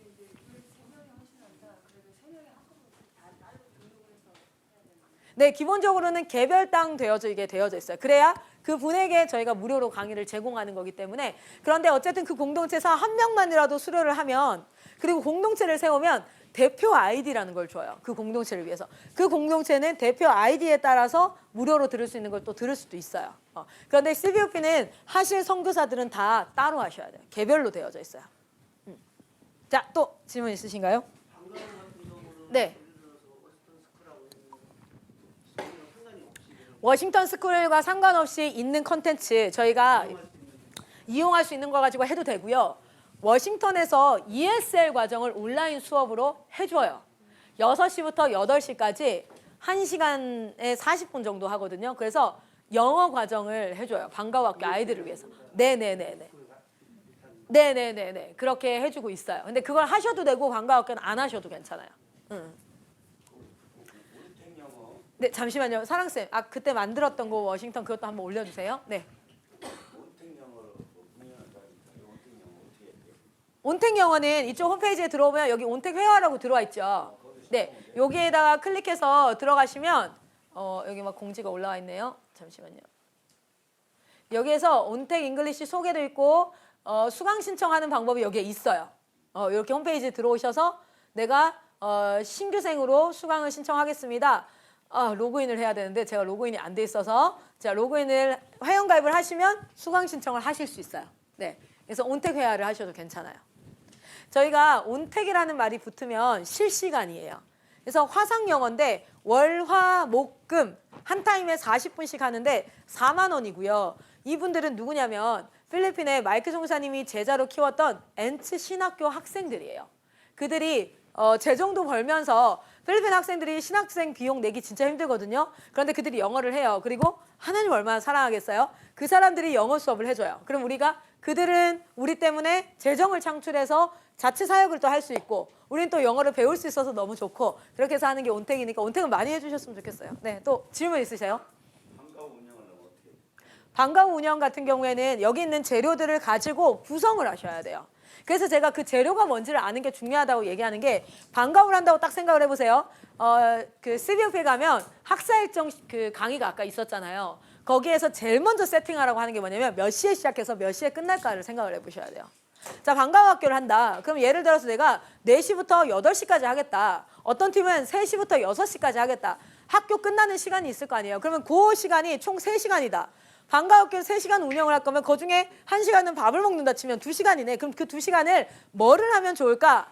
내가 CVOP를 배워보니까 신앙이랑 학습을 해야겠네. 뭐 이렇게 이제 재료를 가지고 저희가 드리는 재료를 가지고 그걸 가지고 홈스쿨을 할 수도 있죠. 방과후 학교를 할 수도 있죠. 그래서 그걸 만들어내는 거예요. 그래서 저희 팀은 다 만들어 놓고 요대로 하세요 하질 않아요. 왠지 아세요? 그게 듣는 사람 입장에서 되게 편하거든요. 우리 두 날개라든지 이런 시스템들 딱 만들어져 있죠. 그거 갖고 와보세요. 얼마나 적용이 되던가요, 현장에서? 현장에서 그 적용이 잘 돼요? 안 돼요. 왠지 아세요? 그걸 만든 그 본부와 현장의 상황이 다르기 때문에 그래요. 그래서 거기에는 재료가 있어야 돼요. 그 재료를 가지고 가서 내 현장에 맞춰서 만약에 초등 방과후 학교를 한다고 생각해 봅시다. 자, 초등 방과후 학교는 몇 시에 학교 마칠까요? 2, 3시에 맞춰요, 애들. 그러면 방과후 학교가 몇 시부터 시작해야 될까요? 2시 반에서 3시에는 시작을 해야 돼요. 그럼 3시에 시작해서 요즘에 저녁 먹여서 보내주면 얼마나 고마울까요? 부모들은 밥 먹여주는 게 제일 고맙거든요. 그러면 밥 먹고 7시에 집에 간다. 그러면은 3시부터 7시까지 일정을 짜는 거예요. 1시간 밥 먹는다 치면 3시부터 6시까지 3시간이에요. 신앙훈련하고 숙제하고 공부도 할 수 있게 해주고 운택 회화를 40분간 해서 우리 아이들을 글로벌 리더 영어로 하고 그리고 수요일 날은 악기를 좀 가르쳐야겠네. 독서 연습도 시켜야겠네 하면서 구성을 하는 거예요. 그래서 저희 팀은 어떤 팀이냐면 처음 만난 사람들은 뭐야 우리가 다 해야 되네 이렇게 하시는 분들이 있어요. 그런데 하시는 분들은 적용력이 굉장히 높아져요. 만들어진 기성품 옷을 가져가면 S 사이즈를 딱 가져가면 S 사이즈에 맞는 사람만 입을 수 있죠. 그렇죠? 그런데 재료를 가져가면 여기에서 요리하는 대로 나오는 거예요. 그래서 같은 재료를 가지고 산의 진미에 맛있는 음식을 만드는 사람도 있고 같은 재료를 저희 남편이 옛날에 저한테 그랬었는데 제가 미역국에다가 그 좀 특이한 걸 넣어봤어요. 저는 도전 정신이 강하거든요. 그랬더니 저희 남편이 이러더라고요. 와 엄마가 요리 재료를 가지고 쓰레기를 만드셨네. 웃으면서 막 이렇게 얘기하더라고요. 그래서 정말 죄송해요. 어쨌든 근데 같은 재료를 가지고 어떻게 할 수 있어요? 맛있는 걸 만들기도 하고 어떻게 되게 이렇게 할 수 있잖아요. 그래서 여러분 가셔서 재료로 만드신다 생각하시면 돼요. 그래서 컨설팅을 해요. 저희는. 요 안에 것들을 잘 활용하세요. 잘 배우셔야 돼. 이런 게 있구나 저런 게 있구나 열심히 배우셔야 돼요. 근데 그거 가지고 이제 뭘 시작하냐면 시간표가 짜져 있는 걸 여러분 가져가시는 게 아니라 컨설팅을 해요. 그럼 제가 제일 먼저 저 질문이 되게 많지 않아요? 처음 제가 만나면 어디서 왔어요? 뭐 했어요? 교회는 어때? 왜냐면 그 상황을 알아야 우리 재료가 가서 어떻게 만들어지면 좋을까? 그럼 어떤 팀은 방과후 학교를 시작하는 게 훨씬 좋은 팀이 있죠. 어떤 팀은 홈스쿨을 한 4가정이 이미 하고 있어. 그러면 그 홈스쿨 팀들을 먼저 빌드업을 시켜서 거기를 뭉치게 하는 형태로 전략을 짠다든지. 그래서 컨설팅이 되게 중요하겠죠. 저기 우리 집사님이 시작을 한다 해도 사실은 이 재료를 가지고 컨설팅이 중요한 거죠. 그 중요한 건 여러분이 얼마나 하고 싶은가 열정이 불타오르고. 자, 또 질문 있으세요? 지금 이제 네. 홈스쿨하고 방과후 제가 이게 전부 컨설팅을 우리 클라라 선교사님이 하시나요? 아니요. 홈스쿨 같은 경우에는 박진아 소장님을 저희가 지금 훈련을 같이 하고 있고요. 그래서 박진아 소장님 통해서 홈스쿨을 하려고 진행을 하고 있어요. 그래서 홈스쿨 같은 경우에는 아마 시행이 시작되어지는 게 한 1년 정도는 걸릴 거예요. 1년 후에는. 1년 후부터 홈스쿨 팀 일반 팀들을 받아서 그 팀이 할 수 있게 할 거예요. 저희는 사역 자체가 저희 팀이 다 하는 게 아니라 사람을 세워서 하니까 방과후 학교 같은 경우에는 지금 로이스 선교사님이나 송미 선교사님이나 두 선교사님이 컨설팅을 진행하고 있고요. 국제학교만 제가 진행을 하고 있어요. 국제학교도 제가 다 하는 게 아니라 저희 팀에서 다 진행을 하고 있어요. 저는 그렇게 할 수 있는 사람들을 길러내는 작업. 아까 말씀드렸다시피 혼자 뛰잖아요. 그러면 10년간 그렇게 혼자 살아야 된다. 나 못해요. 그런데 지금 뭐 하는 거냐면 다른 사람도 할 수 있게 만드는 거니까. 그래서 최봉신 목사님이 홈스쿨을 하려고 하면 저한테 연락 주셔서 홈스쿨 팀이랑 연결해 주세요 하면은 거기 팀이랑 연결해서 컨설팅이 시작될 거예요. 네. 또 질문 있으신가요? 네. 네네. 네. 네. 저희 그 필리핀 센터랑 그 학교랑 MOU를 맺었거든요. 네. 일단 한번 요 책자를 한번 보실까요? 워싱턴 크리스찬 스쿨 책자를 한번 보시면 이게 워싱턴 크리스찬 스쿨에 대한 안내인데요. 6페이지부터 쭉 나와 있어요. 그러니까 근데 굉장히 중요한 질문이에요. 왜냐면 하다가 멈춰버리면 안 되니까. 네. 그래서 워싱턴 크리스찬 스쿨의 소재지가 마닐라 필리핀 쪽에서 한 1시간, 여기는 한 40분 정도. 저희는 다스마리나스에 있습니다. 다스마리나스가 가비테 시티인데요. 다스마리나스에 있고 저희에서 한 30분 정도 거리에 있는 그 마닐라 사우스우즈라는 골프 클럽의 그 안에 학교가 있고요. 그리고 이제 그 옆으로 봤을 때 제가 뭘 설명을 드릴 거냐면 학교 연역이 있고 로고가 있는데 학교 관계자가 보면 교장 선생님이 외국인이거나 이사장이 외국인일 때는 MOU가 굉장히 불안해요. 네. 그리고 MOU라는 것 자체가 사실은 계약보다 좀 더 약한 개념이거든요.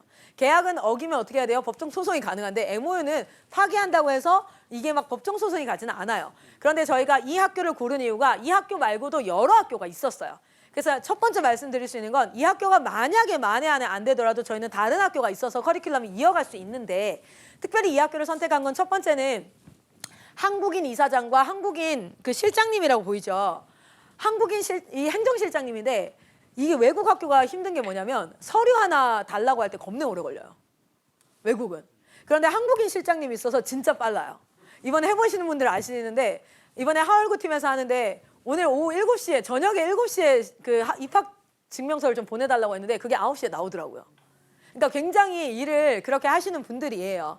그리고 이미 학교를 2009년도부터 해서 지금까지 계속 해왔던 분들이고, 그리고 이제 이사장님 같은 경우에는 저희를 통해서 예수님을 믿으셨어요, 이번에. 그러면서 막 이런 일들 계속 이어져 가고 있는 상황이고, 왜 선택을 했냐면 한국인이 있어서 행정이 빠르다는 것과, 두 번째는 여기가 이게 이제 국공립 학교이기 때문에. 그러니까 다른 이렇게 온라인 시스템을 제공하는 곳이 있었는데 사립이에요. 사립은 이사장과 그리고 그 재단에 의해서 없어지기도 하고, 이게 좀 더 한데 국공립은 사실은 없어지는 것이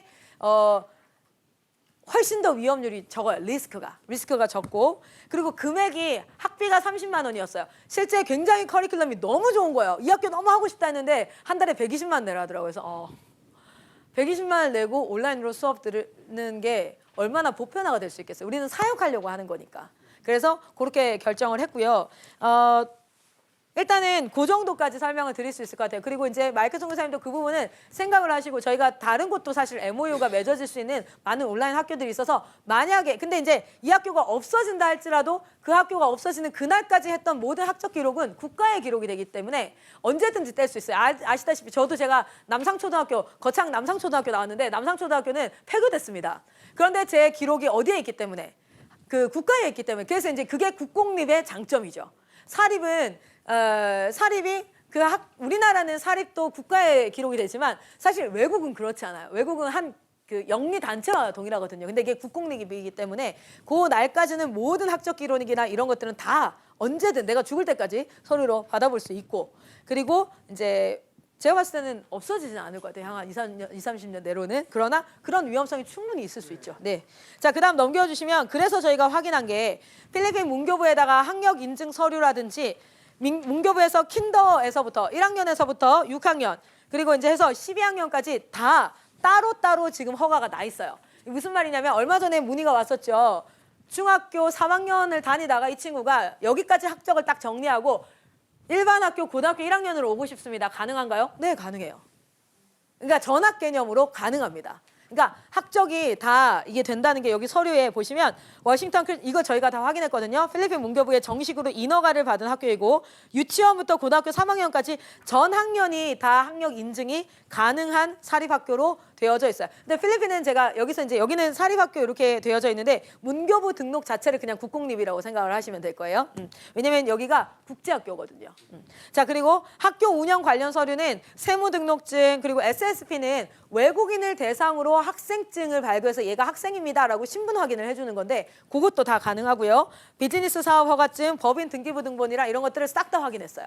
그래서 학위만 팔알고 가라인 학교들이 있어요. 페이퍼 스쿨처럼. 근데 그게 아니다라는 걸 확인을 했고요. 성적증명서 샘플, 학력증명서 샘플, 졸업장까지 다 샘플로 확인을 해서 그 국가 공증이 되고, 성적증명서에는 LRN 그 넘버가 뭐냐면 국가의 학생 등록 번호예요.